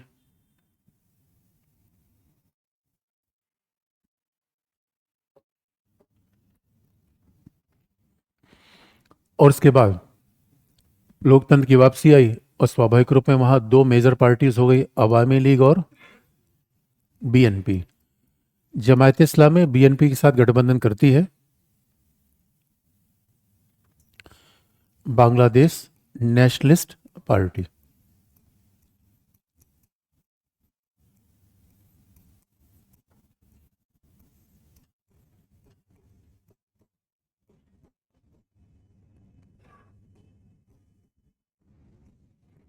बीएनपी। अब दो दल आ गए और संयोग की बात है, जब जब अतीत में आप देखेंगे एक हसीना सत्ता में आई 1996 में, भारत और बांग्लादेश के बीच में नदी जल का विवाद चुटकी में हल कर किसी को पता ही नहीं चला। गंगा नदी का विवाद हमने ऐसे हल कर लिया, यानी पता ही नहीं चला किसी को, और हमने बांग्लादेश को भाई एक तरफा छूट दे दी। गंगा नदी के पानी का आधा हिस्सा हमने बांग्लादेश को दिया, आधा हिस्सा उसका होता नहीं था। भाई गंगा का ज़्यादा प्रवाह कहाँ होता है? गंगा नदी जो मुर्शिदाबाद डिस्ट्रिक्ट में जाती है, मुर्शिदाबाद से उसकी दो शाखाएं हो जाती है, एक पद्मा दूसरा हुगली। पद्मा जाती है बांग्लादेश में, हुगली जाती है कोलकाता में। और बस इसी जगह पे जहाँ पे गंगा नदी की दो धाराएं निकल रही हैं, उसी के पहले भारत एक छोटा सा बैराज बनाना चाहता था। और हमारे यहाँ कोलकाता पत्तन अंतर्राष्ट्रीय है। हमारे यहाँ देखें पहले से गहरे पत्तन कम है, भारत में गहरा समुद्र है ही नहीं है। अब कोलकाता पत्तन गहरा पहले से नहीं था, और अगर वहाँ हुगली नदी का पानी उसको पर्याप्त नहीं मिलेगा तो वहाँ पे सिल्टेशन की प्रॉब्लम है, सारी गाद जमा हो जाएगी, पत्तन बेकार हो जाएगा। ये जब 1996 के समझौते का आज भी पश्चिम बंगाल में बड़ा विरोध होता है। पश्चिम बंगाल के लोगों ने कहा भाई भारत ने दरिया दिली दिखा दी, भारत ने हसीना के चक्कर में भारत को बर्बाद कर दिया। कमाल की बात है, हसीना पर आरोप लगाया कि उन्होंने भारत के चक्कर में बांग्लादेश को बर्बाद कर दिया, और हम कह रहे हैं हसीना के चक्कर में हम बर्बाद हुए। इसमें हसीना ये बेकार की बातें हैं दोनों, क्योंकि पश्चिम बंगाल के लोगों केवल बंगाल दिखता है, दिल्ली से पूरा भारत दिखता है। यही बात तो है। अब यही तो फॉरेन पॉलिसी के निर्माण का पेचीदा मामला है। तमिलनाडु के हितों को ध्यान में रखते हुए श्रीलंका के साथ संबंध बनाया जाए, पूरे भारत के हितों को ध्यान रखते हुए, सिद्धांत तो एक ही रहेगा। यानी दीदी दीदी बस केवल भालो अच्छी भालो अच्छी भालो अच्छी। हमने कहा दीदी कभी आसाम भी चली जाया करो, कभी त्रिपुरा भी चली जाया करो, उनका भालो अच्छी। अब यही समस्या है। इसलिए मेरे बच्चों, अब देखो हमने अगर बांग्लादेश को एक तरफा छूट दिया तो लार्जर इंटरेस्ट में था, क्योंकि बांग्लादेश भी तो शेख हसीना ने क्या क्या नहीं दिया मेरे बच्चों हमें, गणना करना मुश्किल है कुछ बात, पर एक ही बात तो नहीं दिया, पारगमन रास्ता, बाकी ओ माय गॉड। और याद रखना शेख हसीना के साथ तो हमारे हमेशा से ऐसे संबंध है भाई। अच्छा वो बात बता दें, मुर्शिदाबाद के पहले हमने बैराज बना दिया, तो मुर्शिदाबाद के पहले बैराज बनाया और उसके बाद पद्मा और हुगली दो क्षेत्र में जाती है गंगा। हमने बांग्लादेश को आधा पानी का हिस्सा दिया। भाई अगर जिसका नदी है उसका पानी है, तो बांग्लादेश में गंगा नदी के प्रवाह का कितने % है? 20 भी नहीं होगा, तो उसको तो 20% शेयर मिलना चाहिए था, और हमने दे कितना दिया? 50। इसका मतलब है पानी के बंटवारे में केवल एक ही प्रिंसिपल लागू नहीं होता। यही प्रिंसिपल हम पाकिस्तान के साथ नहीं लगाते, लेकिन वो प्रिंसिपल हम बांग्लादेश के साथ लगा रहे हैं।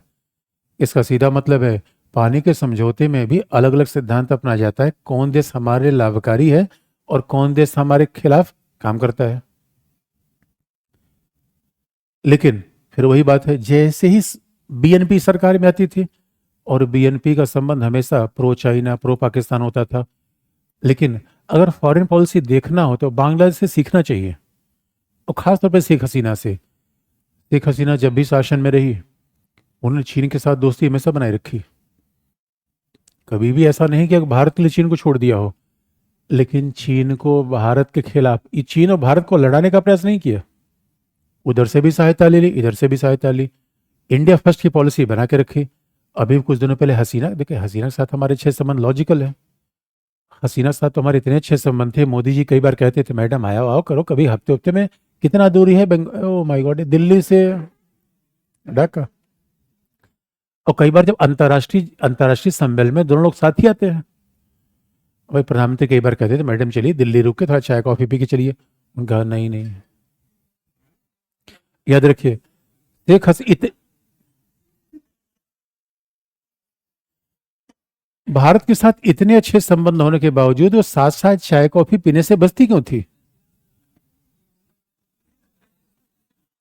आपको पता है क्यों? क्योंकि यही समस्या है। अगर जिस दिन वो साथ साथ चाय कॉफी पी लेंगे, आपको पता है बांग्लादेश के विरोधी दल क्या कहेंगे? ये शेख हसीना नहीं है, भारत की कठपुतली है। यही विपक्षी दलों में बड़ी समस्या है, यही पड़ोसियों में बड़ी समस्या है। अगर पड़ोस में कोई दल हमारे साथ मित्रता का व्यवहार करता है तो पड़ोसी, अब विपक्षी को अपने आप मौका मिल जाता है। विपक्षी क्या कहते हैं? भारत कठपुतली है। कमाल की बात है। अरे दोस्तों, कठपुतली से मतलब है राष्ट्रीय हितों से। अब कठपुतली, हमने कभी किसी कठपुतली को ट्रीट ही नहीं किया कैसा। फिर बांग्लादेश में उठापटक मची और उसके बाद तो 2006 में आपातकाल लगाना पड़ा। आप याद रखिएगा, 2001 के बाद बांग्लादेश में कट्टरपंथी ऐसे बढ़े। यहाँ पे मामला था, पाकिस्तान ने जिन कट्टरपंथियों को ट्रेंड किया था वो कहाँ जाएंगे? कहीं न कहीं रुकेंगे। सितंबर 2001 में अमेरिका का हमला हुआ अफगानिस्तान पे। जब अमेरिका ने अफगानिस्तान पे हमला किया, अफगानिस्तान में तमाम कट्टरपंथी थे। तो कहा जाता है कि 2001 के बाद बांग्लादेश कट्टरपंथ का नया गढ़ बढ़ने लगा। उसके पीछे पाकिस्तान की बड़ी भूमिका थी। कट्टरपंथ इतना ज़्यादा बढ़ा, भ्रष्टाचार इतना ज़्यादा बढ़ा कि 2006 में वहाँ आपातकाल लगाना पड़ा। तेरह ने फिर कमांड अपने हाथ में ले लिया। इसलिए आप देखो कि पड़ोसी देशों में लोकतंत्र में बड़े उठापटक रहते हैं। यद्यप बांग्लादेश में लोकतंत्र का इतिहास पाकिस्तान से कई गुना बेहतर है। जैसे ही बांग्लादेश नया बिल्कुल टेररिज्म का हॉटबेड बनने लगा, अब आप समझिए बांग्लादेश में कट्टरवाद बढ़ेगा तो नॉर्थ ईस्ट प्रभावित नहीं होगा। नॉर्थ ईस्ट से लेकर पाकिस्तान पाकिस्तान और वो समय था 2001 के बाद जब शासन में आ गए शेख हसीना और बीएनपी, बेगम खालिदा जिया। अब मामला ये हुआ कि हमारे सारे नॉर्थ ईस्ट के उग्रवादी वहाँ जाके शरण लेने लगे। भारत सरकार ने कितनी बार कहा कि हमारे उग्रवादी आपके यहाँ हैं। बांग्लादेशी सरकार ने मना कर दिया, हम कहा ना हमारे यहाँ कोई नहीं है। और खालिदा जिया ने एक भी फैसिलिटी इंडिया को नहीं दी, ना आने जाने का रास्ता दिया, ना पोर्ट दिया, कोई फैसिलिटी इंडिया को नहीं दी। इसका मतलब है कि इतिहास ऐसा बांग्लादेश का है कि जब शेख हसीना की विरोधी सरकार आती है तो भारतीय विरोधी अप्रोच अपनाती है। लेकिन फिर 2008 में वहाँ चुनाव हुआ और 2008 से लेकर 2024 तक, जो 2008 में चुनाव हुआ, 2008 से लेकर 2024 तक लगातार शासन में कौन रहा? बांग्लादेश एक लंबे पॉलिटिकल स्टेबिलिटी कार्य से गुजरा और इसी का परिणाम था कि बांग्लादेश की बढ़ती अर्थव्यवस्था ने पाकिस्तान को पीछे छोड़ दिया। ये बहुत बड़ी घटना है। लेकिन आप जानते हैं बच्चों, लोकतंत्र में भीड़ तंत्र चलता है। आम आदमी को नहीं, आम आदमी सोचता है ऐसी भीड़ में बह जाता है। बांग्लादेश सच मानिए जितने अच्छे दौर में जा रहा था उतने ही बुरे दौर में अब वापसी को तैयार है। इसीलिए किसी भी समाज में हिंसा होगी, संघर्ष होगे, कुल मिला के पूरे समाज का नुकसान होता है। और ये जो कल्चर है धरना प्रदर्शन, जब देखो इसमें एक दो चार नए नेता हर साल पैदा होते रहेंगे, यही उनका फायदा है। बाकी कोई भला वला नहीं होता। बस दो चार नए नेता को पैदा करना है तो आंदोलन होता रहेगा। महाराष्ट्र में जारंगे ने क्या किया? यही तो काम किया ना भाई। हमारे यहाँ तो पहलवानों ने काम कर दिया। कमाल की बात है यार। अरे आपने पूरे कुश्ती को ही दांव पे लगा लिया क्योंकि आपको विधायक बनना था। यही दुर्भाग्य की बात है कि और आम जनता इस बात को समझ नहीं पाती। आम जनता ये सोचती है कि तो हमारी न्याय की लड़ाई लड़ रहा है, उसको ये नहीं पता करना उसको जनता से लड़ाई से कोई मतलब नहीं है। फिर आप ये कहेंगे, और इसीलिए ये भी बात है, बांग्लादेश को ये भी बहाना मिल सकता है कि भारत में भी हिंदू कट्टरवादी नीति अपनाई जा रही है। असम में सीए चल रहा है, असम में सीए चल रहा है तो क्या बांग्लादेश में ऐसा नहीं होना चाहिए? देखा क्या, याद रखिए, हिंदुस्तान की जनता ही कट्टरवादी नहीं है। अगर आप ये तर्क देते हैं कि बीजेपी के आने के बाद से बांग्लादेश का व्यवहार ऐसा हो गया, तो 75 में बीजेपी नहीं थी। 2001 में बीजेपी सत्ता में थी, लेकिन 2001 में सत्ता में थी लेकिन उस समय अटल बिहारी वाजपेयी थे, गठबंधन की सरकार थी, बीजेपी को एजेंडा ही नहीं चलता था। भारतीय समाज इतना विविधतापूर्ण है कि यहाँ कट्टरवाद आ ही नहीं सकता, सरकार के लाख चाहने के बावजूद। इसलिए बांग्लादेश में वो प्रवृत्तियां उत्पन्न हुई। अब लेकिन ये इस बात पे हमें भी ध्यान देना है कि भाई बिला वजह ऐसे मुद्दे क्यों उठाए जाए जो बिला वजह समाज को बांटे।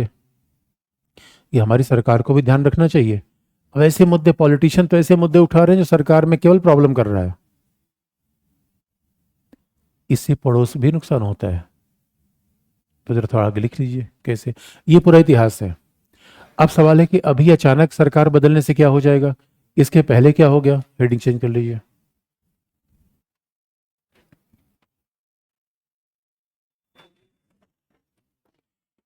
बांग्लादेश।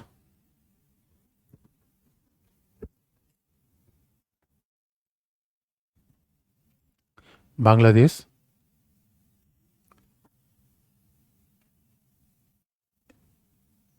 की पुनः बांग्लादेश की पुनः इस्लामी विचारधारा की ओर वापसी।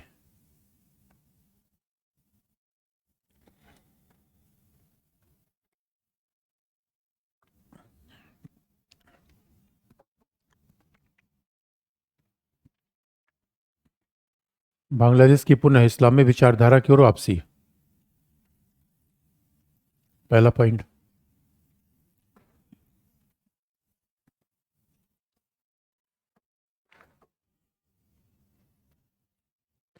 अच्छा, कुछ आलोचक कहते हैं बिला वजह हसीना के साथ ऐसे चिपकने की क्या जरूरत थी। और दूसरी बात, अब देखिए उस समय की घटना देखिए, इस समय घटना देखिए, दोनों घटना जुड़ कैसे गई। जब 75 में शेख हसीना, याद रखिए, 75 के बाद जब मुजीबुर रहमान की हत्या हुई तो शेख हसीना को हमने फिर शरण दे रखी थी भंडारा हाउस में। दिल्ली का जो सबसे लुटियन वीआईपी जोन है उसमें शेख हसीना को हमने शरण दे रखी थी। इस समय शेख हसीना दिल्ली में है, कहाँ है सरकार ने कहीं बताया नहीं। तो स्वाभाविक रूप में हमने शेख हसीना को शरण दे दिया। अब अगर बांग्लादेश की बात आप देखिए तो रोज रोज ऐसे नए उपाय अपना रहा है शेख हसीना को लाने के लिए। शेख हसीना के खिलाफ ये आरोप है, ये आरोप है, ये आरोप है। इसका मतलब है कि भारत को बार बार वो बीच में लाना चाहता है। और इसीलिए ये बात जब देखिए छात्रों के बहाने, इसे कई बार जो छात्रों के मूवमेंट होते हैं तो मूवमेंट छात्रों के नहीं होते, पॉलिटिकल पार्टी छात्रों के कंधे पर रख के बंदूक चला देती है। तो सवाल यह है, इसे बांग्लादेश के लिए भी चैलेंज बढ़ गया है और हमारे लिए चैलेंज तो बढ़ ही गया है। तो आखिर में ऐसा क्या हो जाएगा, बांग्लादेश में सरकार आ जाएगी और हमें क्या करना चाहिए। क्योंकि अभी ये बात दिख रही है कि बांग्लादेश चीन और पाकिस्तान के निकट ज़्यादा है, बार बार वो भारत विरोधी नीति पर बात कर रहा है। कैसे, लिखिए पहला पॉइंट।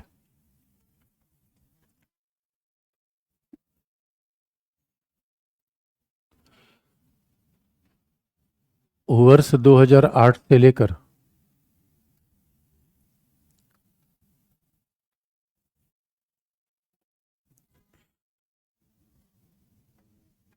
वर्ष 2008 से लेकर, अच्छा किस महीने में ये विद्रोह हुआ। हाँ। वर्ष 2008 से लेकर 5 अगस्त 2024 तक,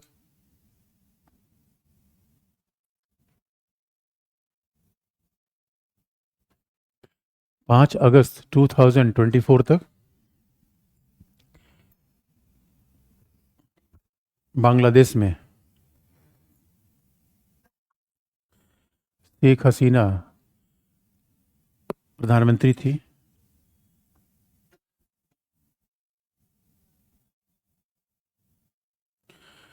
बांग्लादेश में शेख हसीना प्रधानमंत्री थी।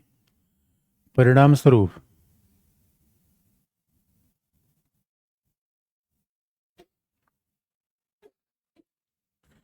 शेख हसीना प्रधानमंत्री थी, परिणाम स्वरूप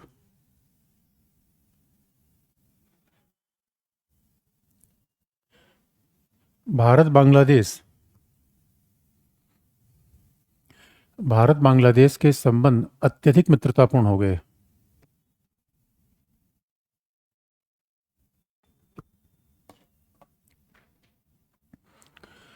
भारत बांग्लादेश के संबंध अत्यधिक मित्रतापूर्ण हो गए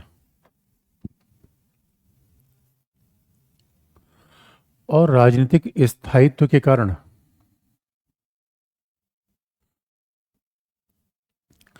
भारत बांग्लादेश के संबंध अत्यधिक मित्रतापूर्ण हो गए और राजनीतिक स्थायित्व के कारण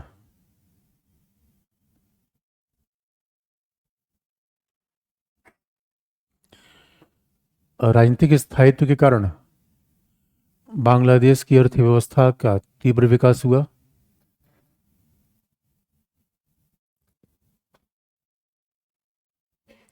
बांग्लादेश की अर्थव्यवस्था का तीव्र विकास हुआ।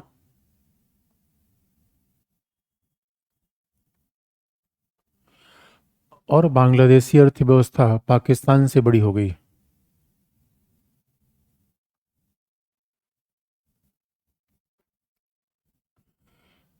और बांग्लादेशी अर्थव्यवस्था पाकिस्तान से बड़ी हो गई।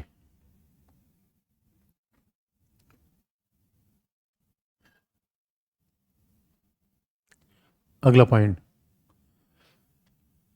भारत बांग्लादेश के मित्रतापूर्ण संबंधों का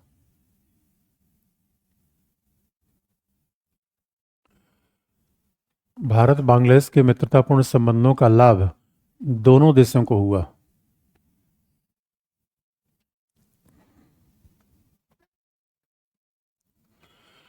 भारत बांग्लादेश के मित्रतापूर्ण संबंधों का लाभ दोनों देशों को हुआ।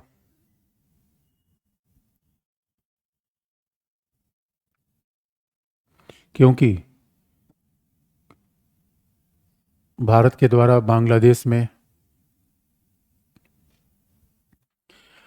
आधारभूत संरचनाओं का विकास किया गया। भारत के द्वारा बांग्लादेश में आधारभूत संरचनाओं का विकास किया गया।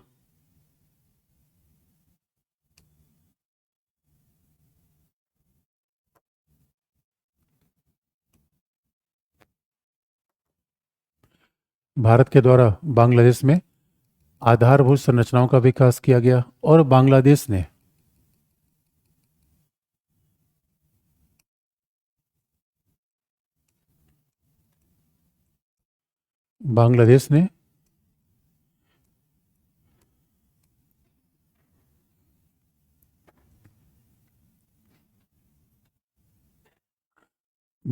ने भारत के लिए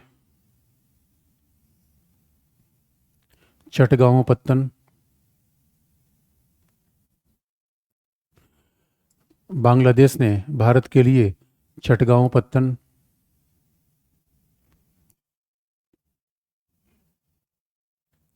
एवं मोंगला पत्तन के प्रयोग की सुविधा दी।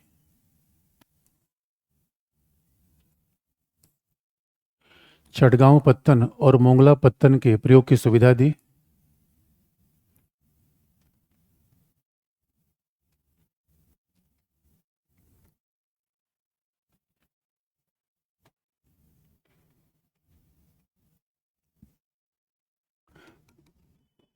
सुविधा दी। अगला पॉइंट,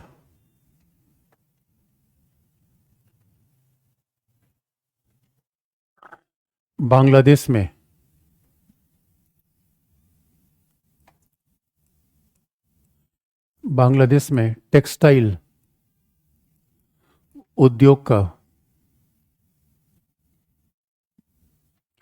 टेक्सटाइल उद्योग का प्रभावी विकास हुआ।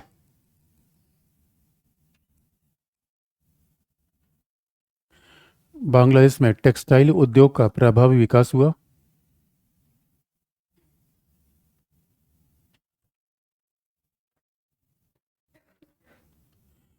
टेक्सटाइल उद्योग का प्रभावी विकास हुआ तथा बांग्लादेश की ऊर्जा आपूर्ति का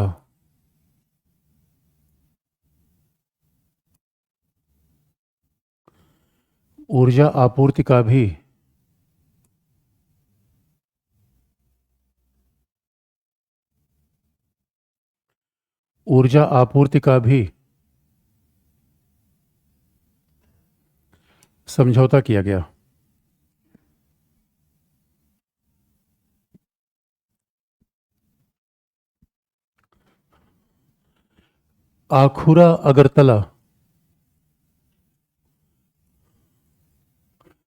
आखुरा अगरतला रेल संपर्क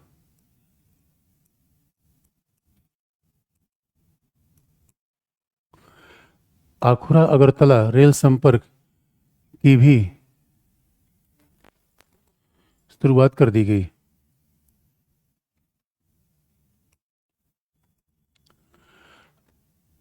अखुरा अगरतला रेल संपर्क की भी शुरुआत कर दी गई।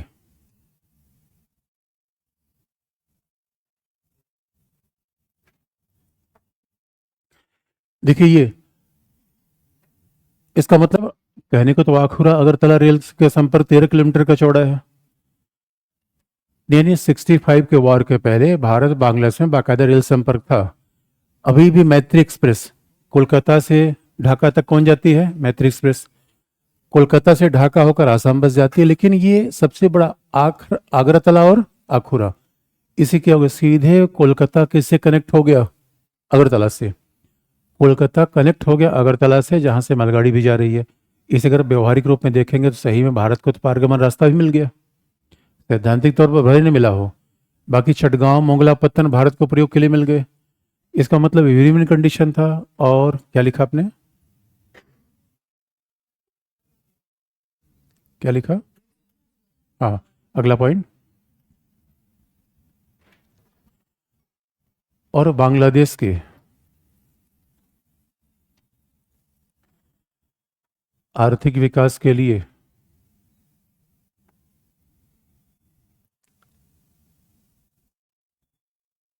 भारत ने $3 बिलियन से ज्यादा की सहायता भी की। बांग्लादेश के आर्थिक विकास के लिए भारत ने $3 बिलियन से ज्यादा आर्थिक सहायता भी प्रदान किया।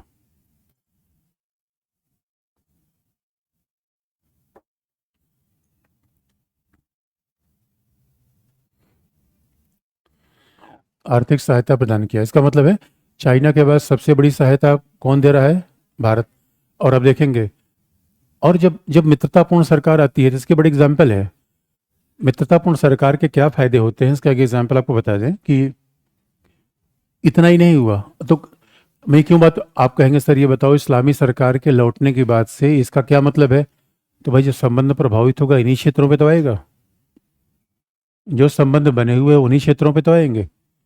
इसलिए संबंध जब, अगर हमारी मित्रतापूर्ण सरकार होती है और सरकार अगर विरोध पे तुल जाए तो दोनों में क्या फर्क होता है, इसका एग्जाम्पल अब देखिए।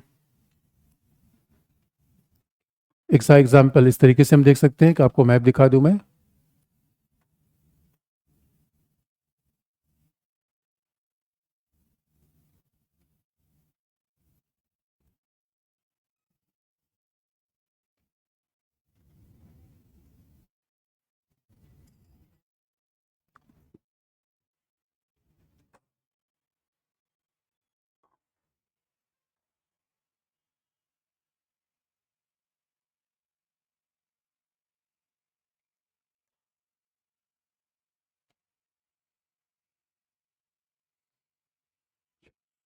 कुछ ज्यादा ही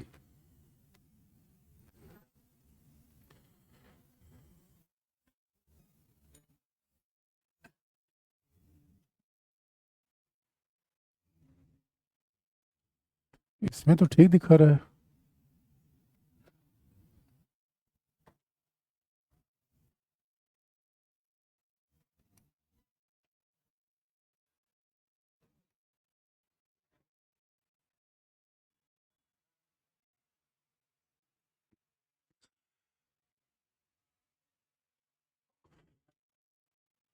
बात को मैं सिंपल तरीके दिखा दूं, इसे लफड़े वाले मैप है।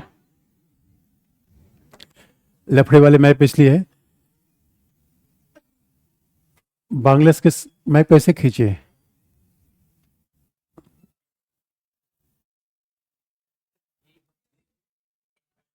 ये मान लो बांग्लादेश का मैप है, इधर क्या है? इधर क्या है? इधर क्या है?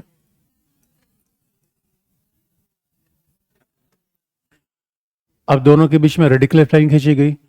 जब संबंध मित्रतापूर्ण होते हैं तो आप देखिए पानी का झगड़ा, जल का झगड़ा, ये सब कोई झगड़ा होता ही नहीं, क्योंकि मूल तो है सहमतियां। और एक खास बात है, तीस्ता नदी का समझौता, जब अभी शेख हसीना भी थी, तीस्ता नदी का समझौता एक पेचीदा मुद्दा था। देखिए भारत बांग्लादेश के बीच मेच्योर संबंध जब होते हैं, हमने किसी भी, बांग्लादेश में ऐसा नहीं है, बांग्लादेश में कट्टरपंथी बहुत दिन से अपना बैकग्राउंड बना रहे थे। तो जब भी वहां पे कट्टरपंथियों के हमले होते थे माइनॉरिटीज पे, तो भारत कभी कोई रिएक्शन उस पर नहीं देता था, क्योंकि शेख हसीना शासन में थी। अभी बल्कि अब देखिए, अभी हम रिएक्शन देने लगे हैं, क्योंकि शासन, इसका मतलब है मामला पॉलिटिकल है। अभी देखिए, कहीं भी अंदर कोई कई बार झगड़े हो जाते हैं, उसके तमाम कारण हो सकते हैं। अब दूसरी बात है, पानी का मुद्दा हमारा बांग्लादेश के साथ सुलझ नहीं रहा था, लेकिन शेख हसीना पब्लिक मंच पे कभी इस बात को बोलती ही नहीं थी। यही संबंधों की मेच्योरिटी होती है।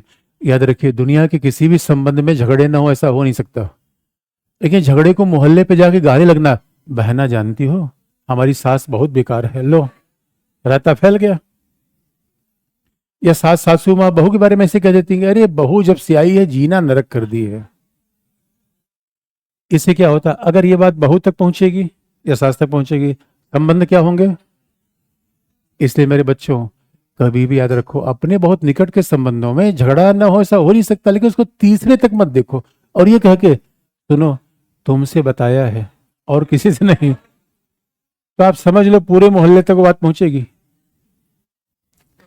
अरे इसलिए मेच्योरिटी होनी चाहिए बच्चे, ये नहीं थोड़े मोड़े झगड़े हुए जाके मतलब कई लोगों के झगड़ा पछता ही नहीं, बस कोई बात उनको चाहिए। अब उनकी पानी, कमाल की बात है, 2 किलो खाना खा लेंगे, पच जा रहा है, और बिना वजन की बात सुन ली, वो नहीं पच पा रहा है। इसीलिए इसीलिए स्वाभाविक रूप में हमारे बांग्लादेश के बीच में इस तरीके से कभी बोल वचन हुआ नहीं, और उसका सबसे बड़ा मैच्योरिटी का प्रमाण है। अब अगर आपको मैं ये बता दूं कि 2015 में बड़ा पेचीदा सवाल था, अभी भी एक मुद्दा फंसा हुआ है, क्योंकि भारत बांग्लादेश की बाउंड्री बड़ी अजीब सी है। आप याद रखिएगा, भारत के लिए सबसे चैलेंजिंग बाउंड्री चाइना की नहीं है, पाकिस्तान की नहीं है, बांग्लादेश की नहीं है। बाकी जगहों पे सीमा पे मारा मारी है, सीमा कहां से जाती है कहां से नहीं जाती, यहां सीमा ही नहीं है। अरे सीमा कहां से होगा, सीमा पे ही घर बना हुआ है। तो जो यहाँ यही सीमा पे घर है, घर का किचन है बांग्लादेश में और ड्राइंग रूम है इंडिया में। अब बताओ, अरे मैं बीएसएफ से पूछिए तो आप, अब यहाँ यहाँ दिल्ली में बैठ के बड़े आसानी से कह दिया जाता है, दिल्ली में बैठ के लोग कहते हैं हम बांग्लादेश के आने वाले एक भी घुसपैठियों को परमिशन नहीं देंगे, मतलब भाषणबाजी हो गई। वहां से घुसपैठ रुक ही नहीं सकती। याद रखिए, एक एक भाई, छत पे आप चढ़ेंगे, वजीराबाद के छत पे चढ़िए, नेहरू विहार के छत पे चढ़िए, भाई नेहरू विहार के एक खिड़की से, घर खिड़की से जैसे आपने मुंह निकाला, आपका मुंह दूसरे घर में पहुंच जाएगा। ऐसा है कि नहीं यहाँ पे। अब बताइए, जब जब आप छत पे पहुंच जाते हैं, तो एक छत पे पहुंचेंगे, सभी छत पे पहुंच जाएंगे, डांगते चले जाइए। वैसे भारत बांग्लादेश की सीमा है, वहां पे अगर बीएसएफ की पेट्रोलिंग तब होती है, जब ये सीमा तब दिखती है, जो नो मैंस लैंड होता है भारत चीन के बीच में, 60 किलोमीटर 70 किलोमीटर दूर से दिख जाता है कि भाई ये एलएसी है। भारत पाकिस्तान में जैसलमेर जाइए, पंजाब जाइए, 10 किलोमीटर दूर से दिख जाएगी भाई सीमा है ये। बांग्लादेश में सीमा है ही नहीं है, क्योंकि सीमा पे घर बने हुए हैं। अब या तो सब घर को आगे पीछे आप करिए, और कहा भी जाता है, इसीलिए कहा जाता है, एक बड़े इंटरनल सिक्योरिटी में सवाल पूछा भी गया था, सीमाएं प्राकृतिक रूप में विभाजित हैं या राजनीतिक रूप में। सीमाओं का विभाजन है या विभाजित संस्कृतियों का विभाजन है या विभाजित संस्कृतियां हैं, दोनों में अंतर क्या है। भारत पड़ोसी के देशों में विभाजित संस्कृतियां हैं, संस्कृतियों का विभाजन है, ये मेंस का सवाल है, पूछा है क्या। बहुत अच्छा जवाब दिया, लेकिन मुझे समझ में नहीं आ रहा है क्या, दोनों में अंतर क्या है। विभाजित संस्कृतियां और संस्कृतियों का विभाजन, दोनों में अंतर क्या है।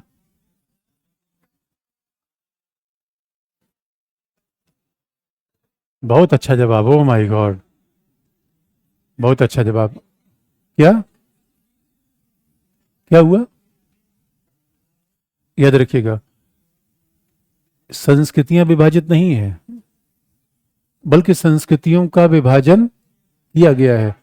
इसलिए ज्योग्राफी में एक super impose boundary, Bharat Sri Lanka के बीच में नेचुरल बाउंड्री है, फिर भी कल्चर हम जुड़े हुए हैं। भारत बांग्लादेश के बीच में कोई सीमा है ही नहीं है। प्राकृतिक सीमा, प्राकृतिक सीमा मतलब पहाड़, प्राकृतिक सीमा मतलब समुंदर। और भारत बांग्लादेश के बीच तो ऐसा हाल है, इधर भालोवाची उधर भालोवाची, बोलने वाले, लैंग्वेज एक है। और भूभाग पता चला वहां से कोई भैंस चराते हुए धीरे से भारत में घुस गया। और ऐसा इसलिए होता है कि बांग्लादेश की तरफ जो हमारी सीमाएं हैं बहुत गरीब जनता बसी हुई है। कोलकाता में कहा जाता है सुबह सुबह आप जाइए, सारे बांग्लादेशी आके रिक्शा चलाने आ जाते हैं, गरीबी के कारण। उसके पीछे भी गरीबी है। बांग्लादेश इस गरीबी से नहीं दूर हट पाया, लेकिन बांग्लादेश एक मामले में भारत को पीछे छोड़ रहा है, वो है जनसंख्या। एक मामले में हमें वो हतोत्साहित कर देता है। भाई हम तो सोचते हैं हम ही चैंपियन है, लेकिन बांग्लादेश ने ऐसे बिंदास तरीके से जनसंख्या बढ़ाया है। मतलब बांग्लादेश का हाल ये है कि बांग्लादेश में कोई चलते हुए लोग टकराते हैं आपस में, चलने की भी जगह नहीं है। और याद रखना मेरे बच्चों, अब अरे अभी आपको बता रहे हैं, यहाँ तुम्हारी सरकार कहती है कि हम घुसपैठियों को नहीं आने देंगे, आने वाले समय में बिलबिला के निकलेंगे। आपको पता है बांग्लादेश में पॉपुलेशन डेंसिटी 1400 है, नॉर्थ ईस्ट में 150 है, कहाँ आएंगे? स्वाभाविक रूप में। अरे वजीराबाद अब भर गया है ना, तो वजीराबाद के बाहर ही कोई मोहल्ला देखोगे आप? वजीराबाद में कहा यमुना में कूदोगे नहीं। इसका मतलब है सीधा वो बांग्लादेश की जनसंख्या वैसी जैसे आप फ्राइडे मार्केट को होता है। फ्राइडे मार्केट को आप आइए, धक्का लगता है, चलते हुए धक्का लगता है, वैसे बांग्लादेश हो गया है। अब आप जरा सोच के देखिए, अगर ये लाखों की जनसंख्या में, अभी तो हुआ भी था, अभी लाखों लोग हमारी सीमा पर खड़े हो गए थे और बीएसएफ कह रही थी भाई वापस जाओ वापस जाओ। वो तो वो मामले थे सीमा पर खड़े हो गए थे, जो छत कूद के आए उन्हें कहाँ हमने देखा। मोहरी नदी इधर से बह रही थी और 2 दिन बाद उधर से बहने लगी। नदी का कटाव कभी इधर उधर हो सकता है। इसलिए बांग्लादेश हमारे लिए ऐसा चैलेंज है कि अगर एक क्षेत्र गरीब होगा तो आप समझ लो फिर जनसंख्या आप रोक नहीं पाओगे, वो हमारे यहाँ कूदेगा। पड़ोस में रहने का भुगतान तो करना ही पड़ेगा। इसलिए एक ही तरीका है, घुसपैठ रोकने का तरीका बाउंड्री नहीं है, हम सहायता दें, बांग्लादेश आर्थिक विकास के मार्ग पर चला जाए। और वो बड़ा जबरदस्त तरीके से हो रहा था, अचानक मामला। और आपको लगा है पिछले 10 सालों में बांग्लादेश टेक्सटाइल का इंटरनेशनल हब हो गया था। बहुत बड़ी बात है ये, यानी सारे इंडिया की सारी टेक्सटाइल इंडस्ट्री बांग्लादेश में चली गई, क्योंकि इकोनॉमिक्स का बेसिक प्रिंसिपल है, जहाँ पे श्रम सस्ता होगा वहाँ उद्योग भागेगा। और याद रखिए विकासशील देशों में श्रम सस्ता होता है, लेकिन समस्या क्या है? श्रम तो सस्ता है, लेकिन हमारे पास क्या समस्या है कि हम राजनीतिक स्थायित्व नहीं रख पाते, सुरक्षा नहीं रख पाते। यही श्रमिक जाके यूएई में, हमारे यहाँ के नेता, इंडिया बांग्लादेश पाकिस्तान, यहाँ जितने श्रमिक हैं सब नेतागिरी करने की इनकी आदत है। यूएई में ऐसे सर नीचे करके जाते हैं कि देख के आप दंग रह जाएंगे। यूएई में यही लोग हैं, सर ऊपर करते नहीं है। और सर ऊपर क्यों नहीं करते? आंख दिखाएंगे तो आंख ही निकाल ली जाएगी, सीधा दंड है वहां पे। हमारे यहाँ बाइक का स्टंट करते हैं, कभी नोएडा चले जाओ तो बच्चे 12-12 बजे रात रात में निकलते हैं, संडे को, सैटरडे से राइट को, ये स्टंट करते हैं इंडिया गेट के आसपास। लोकतंत्र थोड़ा आदत खराब कर देता है, जिस बात पे जिंदाबाद मुर्दाबाद। अभी यूएई में बहुत बड़ी घटना हुई थी, इतिहास में पहली बार ऐसा हुआ। पाकिस्तान के प्रधानमंत्री नवाज शरीफ जा रहे थे, शहबाज शरीफ, उनको यूएई में चोर चोर कह दिया गया।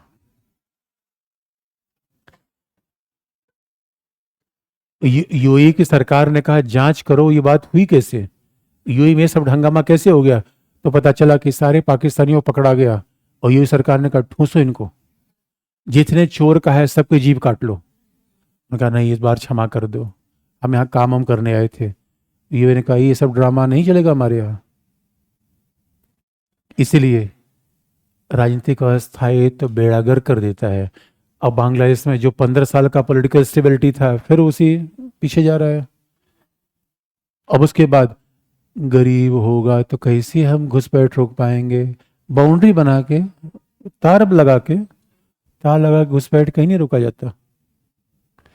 पड़ोसी कैसे समस्या पैदा कर सकता है, इसका एग्जाम्पल आपको बताऊं। अभी अफगानिस्तान में क्या हुआ, सेंट्रल एशिया में, सेंट्रल एशिया अफगानिस्तान के लोग यूरोप जाना चाहते हैं। अब देखिए बेलारूस क्या है, रूस का साथी है।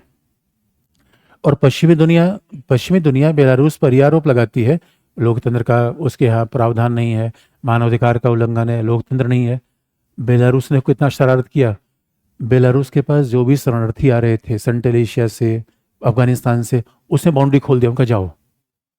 बेलारूस के उस पार पोलैंड। अब जब इतने शरणार्थी पोलैंड के पास इकट्ठा हो जाएंगे, अब पोलैंड क्या कहेगा? मानवाधिकार लगाएगा? मानवाधिकार लगाइए तो आप लोगों को अंदर लीजिए और आपको ये भी दिला दे। और उसके बाद फिर बेलारूस ने ऐसा धमाका किया कि पोलैंड सरकार को वहां पे फजीहत उठानी पड़ी। ये पड़ोसी का महत्व है। और मामला इतना ही नहीं है, और तब तक हमारा पड़ोसी है म्यांमार। म्यांमार में समस्या हो रही है, वहां से रोहिंग्या भाग के आ रहे हैं बांग्लादेश। बांग्लादेश में रहने की जगह ही नहीं है, तो कहाँ से भाग के आएंगे? भारत। और इसलिए सारी समस्या का समाधान कैसे हो सकता है? 2015 में जब ये रेडिकल फाइलिंग खींची गई थी, तो बांग्लादेश के यानी भारत के कुछ गांव कहाँ पे बसे हुए थे? बांग्लादेश में। और बांग्लादेश कुछ गांव किधर थे? भारत में। ये कहानी सुनने में आपको बड़ी अजीब सी लग रही है कि बांग्लादेश में गांव है, लेकिन वो है किसका? अजीब सी बात नहीं है? बांग्लादेश में भारत गांव कैसे हो सकता है? और एक दो नहीं, 51 थे भारत में बांग्लादेश का गांव, और बांग्लादेश में। कमाल की बात है। अगर मान लो कि बांग्लादेश में, यहाँ वेस्ट बंगाल में बांग्लादेश का गांव है, इस गांव में भारतीय सरकार जा सकती है? नहीं, अंतर्राष्ट्रीय सीमा है ये। इस गांव का आदमी बाहर जा सकता है? नहीं, अंतर्राष्ट्रीय सीमा है। इस गांव का आदमी है बांग्लादेशी, लेकिन अगर इस गांव का आदमी अपने देश में जाना चाहे तो अंतर्राष्ट्रीय सीमा पार करके जाएगा, बीएसएफ परमिशन नहीं देगी। ये गांव था या जेल था? एक ऐसा गांव जहां आदमी गांव से बाहर निकल ही नहीं सकता, क्योंकि आप जब बताओ, गांव पश्चिम बंगाल में, गांव किसका? बांग्लादेश का। ये बताइए, पश्चिम बंगाल सरकार यहाँ विकास करने आएगी? और बांग्लादेश सरकार को विकास करने के आने की परमिशन दिया जाएगा? ये क्या थे? दास थे। ऐसा बेकार का जीवन जी रहे थे। इसका समाधान क्या था? समाधान क्या था? गांव का अदला बदली कर ली जाए। समाधान। और परेशानी आई कैसे थी? रेडिकल लाइन खींचने के बाद कई देसी रियासतों ने इधर उधर विलय किया था। रेडिकल लाइन खींचने के बाद कुछ देसी रियासतों ने, जो पाकिस्तान की थी, विलय कर दिया भारत में। उनका भूभाग भारत में था, विलय कर दिया पाकिस्तान में। तो विलय कर देंगे पाकिस्तान में, भूभाग उठा के थोड़े ले जाएंगे? ये समस्या पड़ी हुई थी। 74 समझौता हो गया था, लेकिन कोई समझौता एग्जीक्यूट कर ही नहीं रहा था। शेख हसीना ने मोदी जी को बुलाया, उनका सर ये लफड़ा कब हल होगा? बताओ, ये हमने गांव बना रखे हैं या इन लोगों की इतनी खराब स्थिति कर रखी है? सरकार ने कहा चाहती क्या है? उनका अदला बदली करो। भारत ने कहा मैडम आपने कहा तो कर दिया, लफड़ा खत्म। आज भी एक समस्या ये, इसी को कहते हैं इनक्लेव। इनक्लेव का मतलब क्या? गांव, मोहल्ला, मोहल्ला का लेन देन कर लिया। ये जब उसमें कुछ हमें घाटा लगा, हमारी जमीन ज्यादा गई, अरे भाई ज्यादा ही कि उससे क्या फायदा होता था? हमारी जमीन हो होनोलुलु में, तो क्या करेंगे जाके वहां पे? कमाल की बात है। होनोलुलु में जमीन कहाँ लोगे? इसलिए इससे सीधा हमने मामला हल। आज भी एक प्रॉब्लम है, आज भी बिल्कुल एग्जैक्ट सीमा पर कुछ प्रॉब्लम है। एकदम सीमा रेखा पर घर बना हुआ है बांग्लादेश साइड में, और मालिकाना हक है भारत का।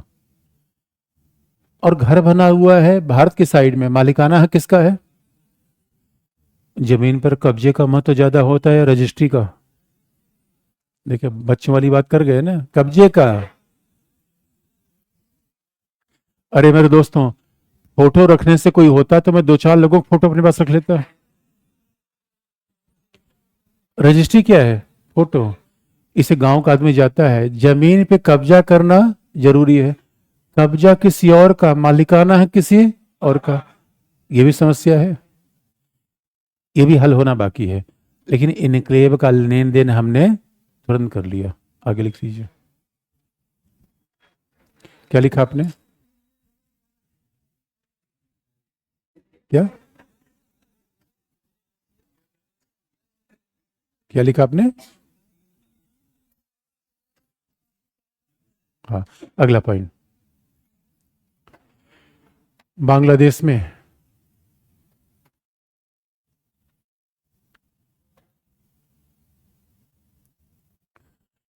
फिलहाल राजनीतिक अस्थायित्व उत्पन्न हो गया है।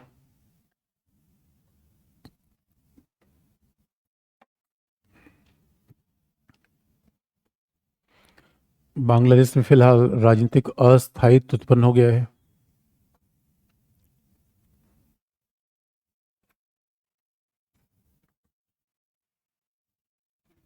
मतलब राजनीतिक अस्थायित्व को यही तो चुनाव होगा नहीं होगा, यही सरकार कंटिन्यू कर जाएगी, कोई भी कंडीशन क्लियर नहीं है। अब एक खास बात है, अच्छा ये भी आपको एग्जाम्पल याद दिलाते हैं, जब शेख हसीना आई थी संविधान में बदलाव किया, जमायत इस्लामी पार्टी को बैन कर दिया, उन्होंने थोड़ा सा ज़्यादा कठोर नहीं, उन्होंने भी थोड़ा सा कठोर नीतियां ज़्यादा अपना ली। आप जानते हैं डेमोक्रेसी में सत्ता बदलती रहती है। जमायत इस्लामी के उन कार्यकर्ताओं को आईसीसी कोर्ट बनवा के दंडित करवाया जो 71 के वार में शामिल थे। तो उन्होंने थोड़ा सा कठोर तरीका तो अपनाया, और खास तौर पे उन्होंने संविधान में संशोधन भी करवाया।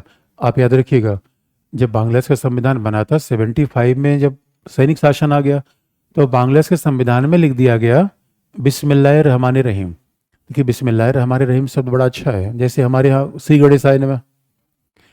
लेकिन जरा सोचिए अगर हमारा कॉन्स्टिट्यूशन इस बात से शुरू हो, श्री गणेशाय नमः अनुच्छेद 1 के अनुसार, कैसा लगेगा आपको? हर हर महादेव अनुच्छेद 33 के अनुसार।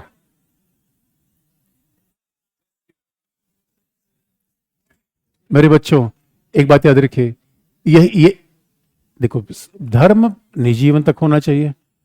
शेख हसीना ने क्या किया, बिस्मिल्लाह रहमान रहीम शब्द को हटवा दिया, और फिर लेकिन लेकिन इस बात को नहीं हटा पाई। बांग्लादेश इस्लामी राज्य है, इस बात के संशोधन को उससे हसीना ने नहीं हटवाया, क्योंकि जानती थी भाई जनता की भावना जुड़ जाती है उससे। लेकिन शेख हसीना के आने के बाद वहां पे धार्मिक स्वतंत्रता की बात दी गई। आप इसलिए बार बार कहते हैं जहां भी तानाशाही शासन होगा, धार्मिक शासन होगा, सबसे बड़ी समस्या स्वतंत्रता पर आएगी। क्योंकि अब कुछ भी बोलेंगे तो लोग खड़े होकर क्या कहेंगे, आपने हमारे धर्म खिलाफ बोला, और धर्म खिलाफ बोला चलो दंड। यही सब काम धीरे धीरे पाकिस्तान में होता चला गया, यही फिर बांग्लादेश में होगा। इस वजह से बांग्लादेश बड़े एक चैलेंजिंग रास्ते पर है। अब इसलिए आप देखेंगे, बहुत ध्यान से देखने की बात है, हमारे यहाँ कभी कभी आप ध्यान से देखना, हमारे यहाँ हिंदी फिल्मों का विकास हुआ, बाकी पड़ोसी देश में फिल्मी दुनिया का विकास क्यों नहीं हो पाया? आज़ादी नहीं है। तो शेख हसीना ने बांग्लादेश को जहां बदला था, आज फिर उसके उल्टे मांग हो रही है। यही तो आप न्यूज़पेपर पढ़ रहे होंगे। क्या लिखा आपने? हाँ, अगला पॉइंट, उससे भी बढ़कर,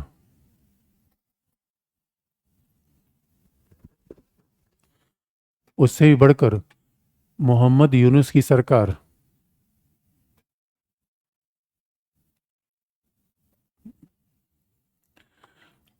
मोहम्मद यूनुस की सरकार,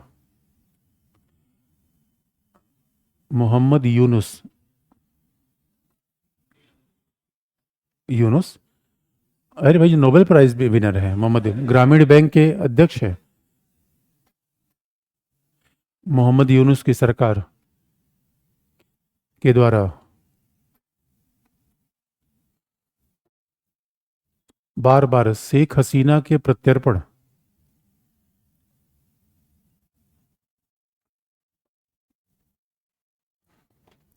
शेख हसीना के प्रत्यर्पण की मांग उठाकर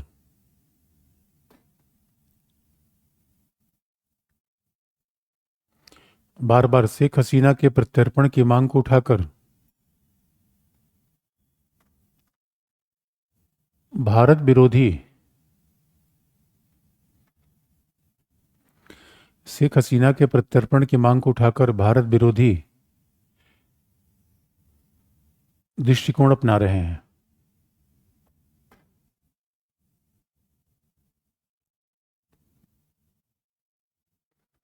शेख हसीना के प्रत्यर्पण की मांग को उठाकर भारत विरोधी दृष्टिकोण अपना रहे हैं। बांग्लादेश के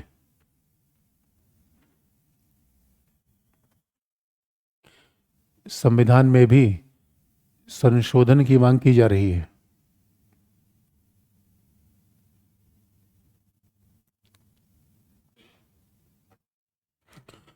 बांग्लादेश के संविधान में भी संशोधन की मांग की जा रही है,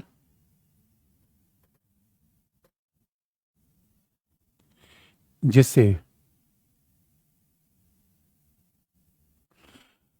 जिससे पंथ निरपेक्ष प्रावधानों को संविधान से हटाया जाए, जिससे पंथ निरपेक्ष प्रावधानों को संविधान से हटाया जाए।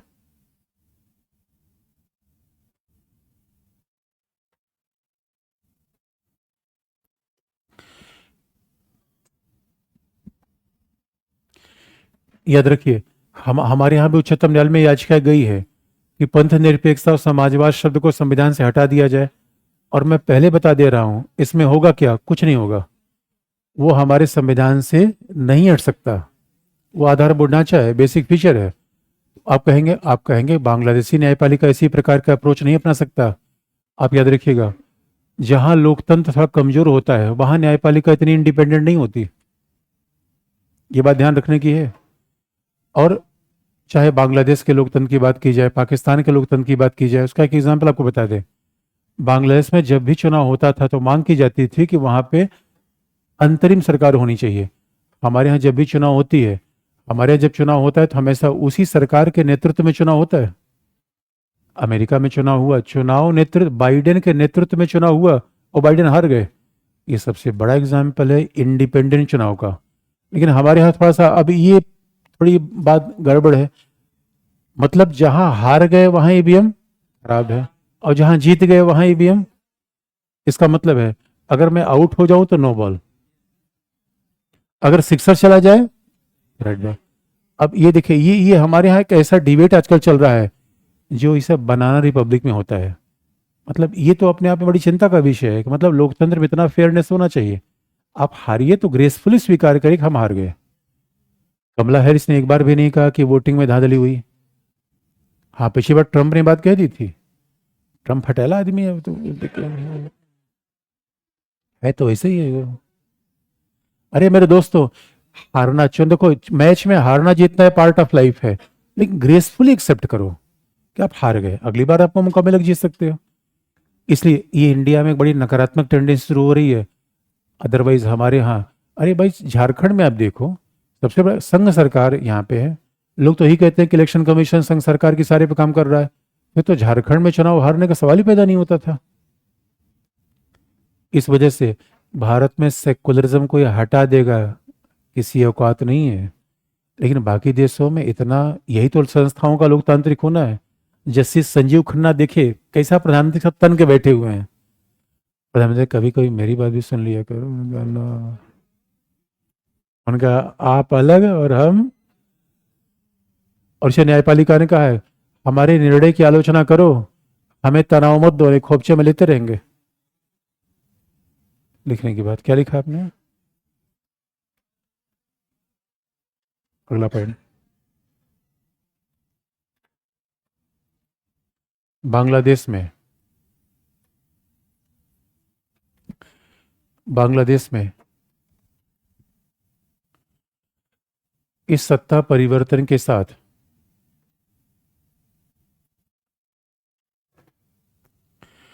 भारत विरोधी स्वर भी उत्पन्न होने लगे हैं।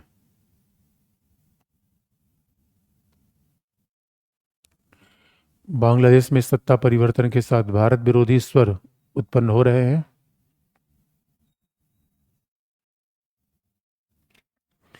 इसलिए भविष्य में इसलिए भविष्य में निम्नलिखित मुद्दों पर चुनौती आ सकती है।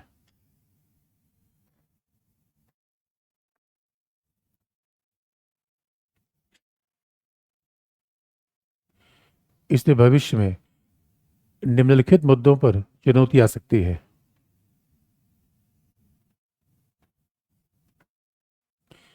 Point number 1,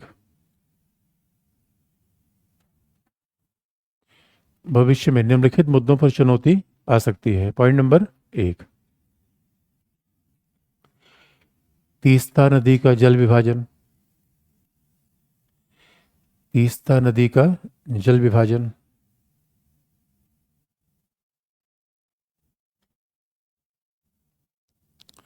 point number B, पूर्वोत्तर राज्यों में घुसपैठ,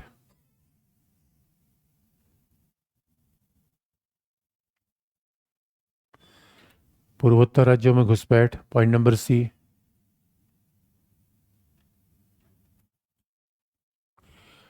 पूर्वोत्तर राज्यों में उग्रवाद में वृद्धि,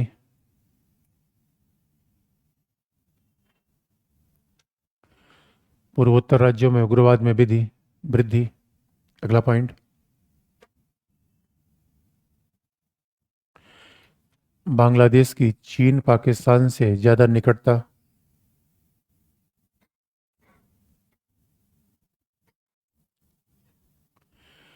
बांग्लादेश की चीन पाकिस्तान से ज्यादा निकटता।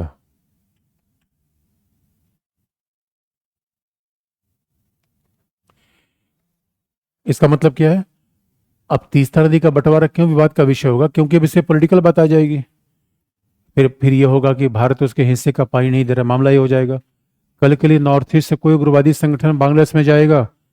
हसीना के समय एक भी उग्रवादी संगठन, मजाल है कि वो जाके बांग्लादेश में शरण ले लें, बिल्कुल परमिशन नहीं थी। बल्कि हसीना उल्टा आरोप लगाती थी। हसीना बंगाल सरकार पर आरोप ये लगाती थी कि पश्चिम बंगाल में वो कट्टरवादी एलिमेंट जो हसीना सरकार के खिलाफ काम कर रहे हैं, उनको यहाँ पर उनको यहाँ पे बंगाल में शरण दी जा रही है। और ये आरोप वो पश्चिम बंगाल सरकार पर लगाती थी। हसीना से तो भारत में सीखना चाहिए। उन्होंने सेकुलरिज्म को बनाए रखने की क्या स्टैंड बांग्लादेश में लिया था, बल्कि उस मामले में तो भारत उतना कड़ा स्टैंड नहीं ले पाया।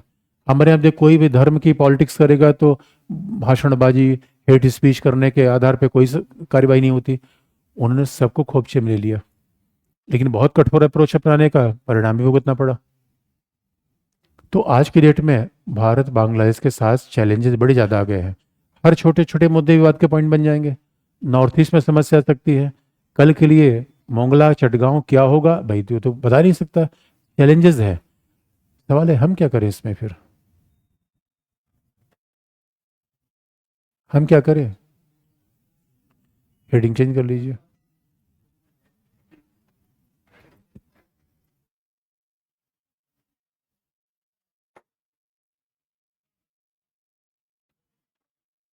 बांग्लादेश में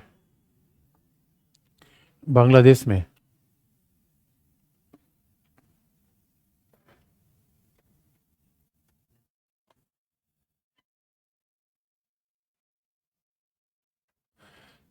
राष्ट्रवादी विचारधारा, बांग्लादेश में राष्ट्रवादी विचारधारा,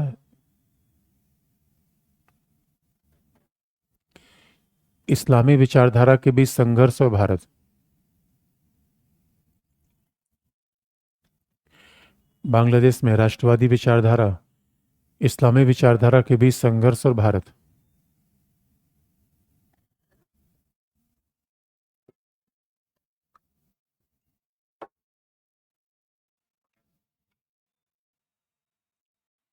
राष्ट्रवादी विचारधारा, इस्लामी विचारधारा के बीच संघर्ष और भारत।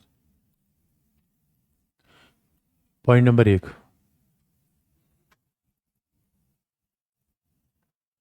बांग्लादेश के निर्माण से लेकर आज तक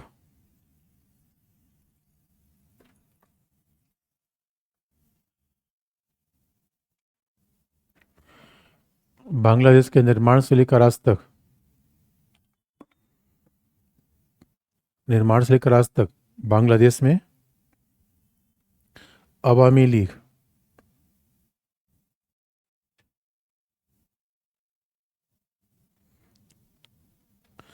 निर्माण से लेकर आज तक अवामी लीग,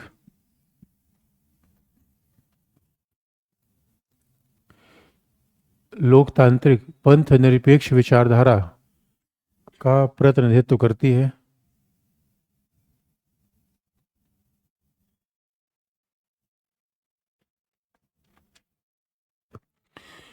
लोकतांत्रिक पंथ निरपेक्ष विचारधारा का प्रतिनिधित्व करती है।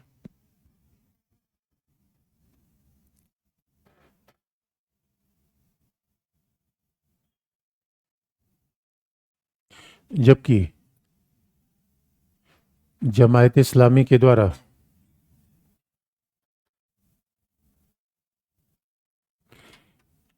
इस्लामी विचारधारा को अपनाया जाता है,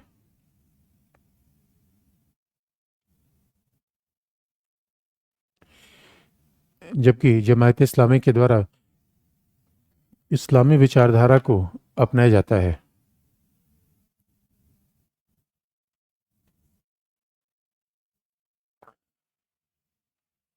अगला पॉइंट, आलोचक यह मानते हैं कि भारत के द्वारा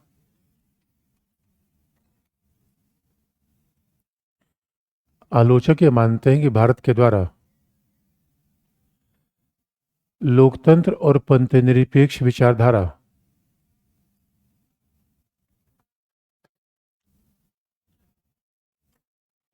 भारत के द्वारा लोकतंत्र और पंथनिरपेक्ष विचारधारा का समर्थन के बावजूद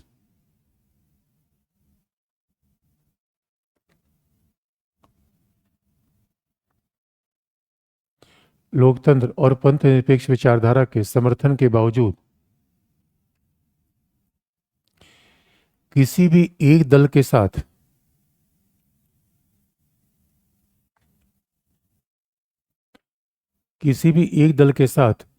अतिरिक्त झुकाव से बचना चाहिए।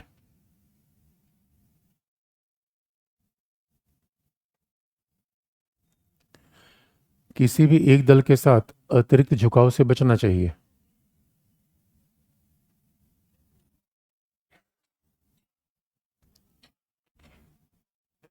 अतिरिक्त झुकाव से बचना चाहिए क्योंकि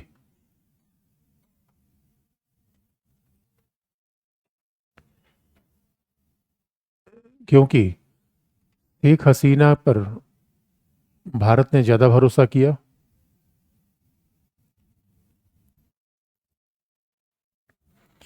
शेख हसीना पर भारत ने ज़्यादा भरोसा किया, इसलिए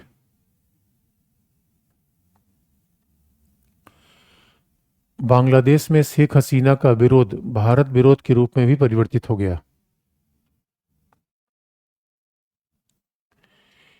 इसलिए बांग्लादेश में शेख हसीना का विरोध भारत विरोध के रूप में भी परिवर्तित हो गया।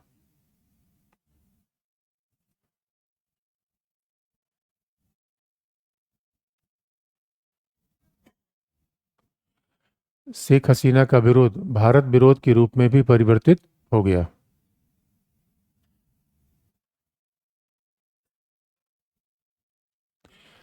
भारत विरोध के रूप में भी परिवर्तित हो गया। अगला पॉइंट,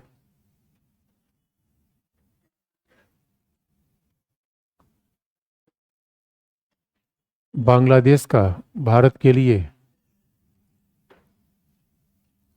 सदैव निर्णायक महत्व रहेगा।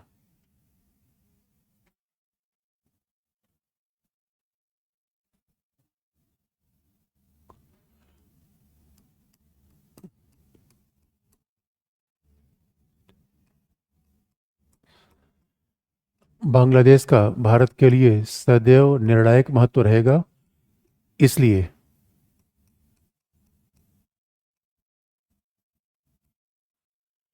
भारत को प्रो एस्टेब्लिशमेंट की नीति अपनानी चाहिए।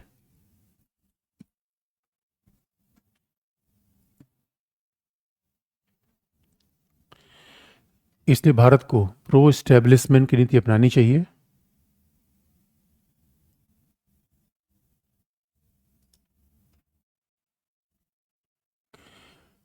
भारत को प्रो एस्टेब्लिशमेंट की नीति अपनानी चाहिए तथा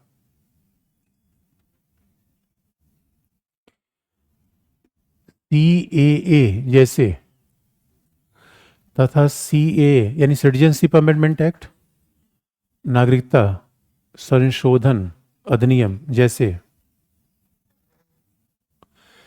विवादास्पद प्रावधानों नागरिकता संशोधन अधिनियम जैसे विवादास्पद प्रावधानों से बचना चाहिए।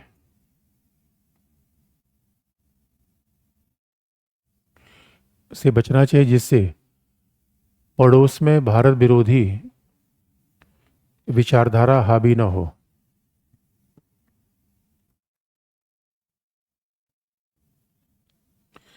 जिससे पड़ोस में भारत विरोधी विचारधारा हावी न हो। आज के लिए इतना ही। भारत विरोधी विचारधारा हावी न हो। तो बांग्लादेश, बाकी बाकी जो इंटरनल सिक्योरिटी है उसमें आप पढ़ लेंगे कि आतंकवाद सुरक्षा की समस्या कैसे आती है। कल से शुरू करेंगे चाइना। आज भारत बांग्लादेश इतना है, कल से क्या शुरू करेंगे चाइना।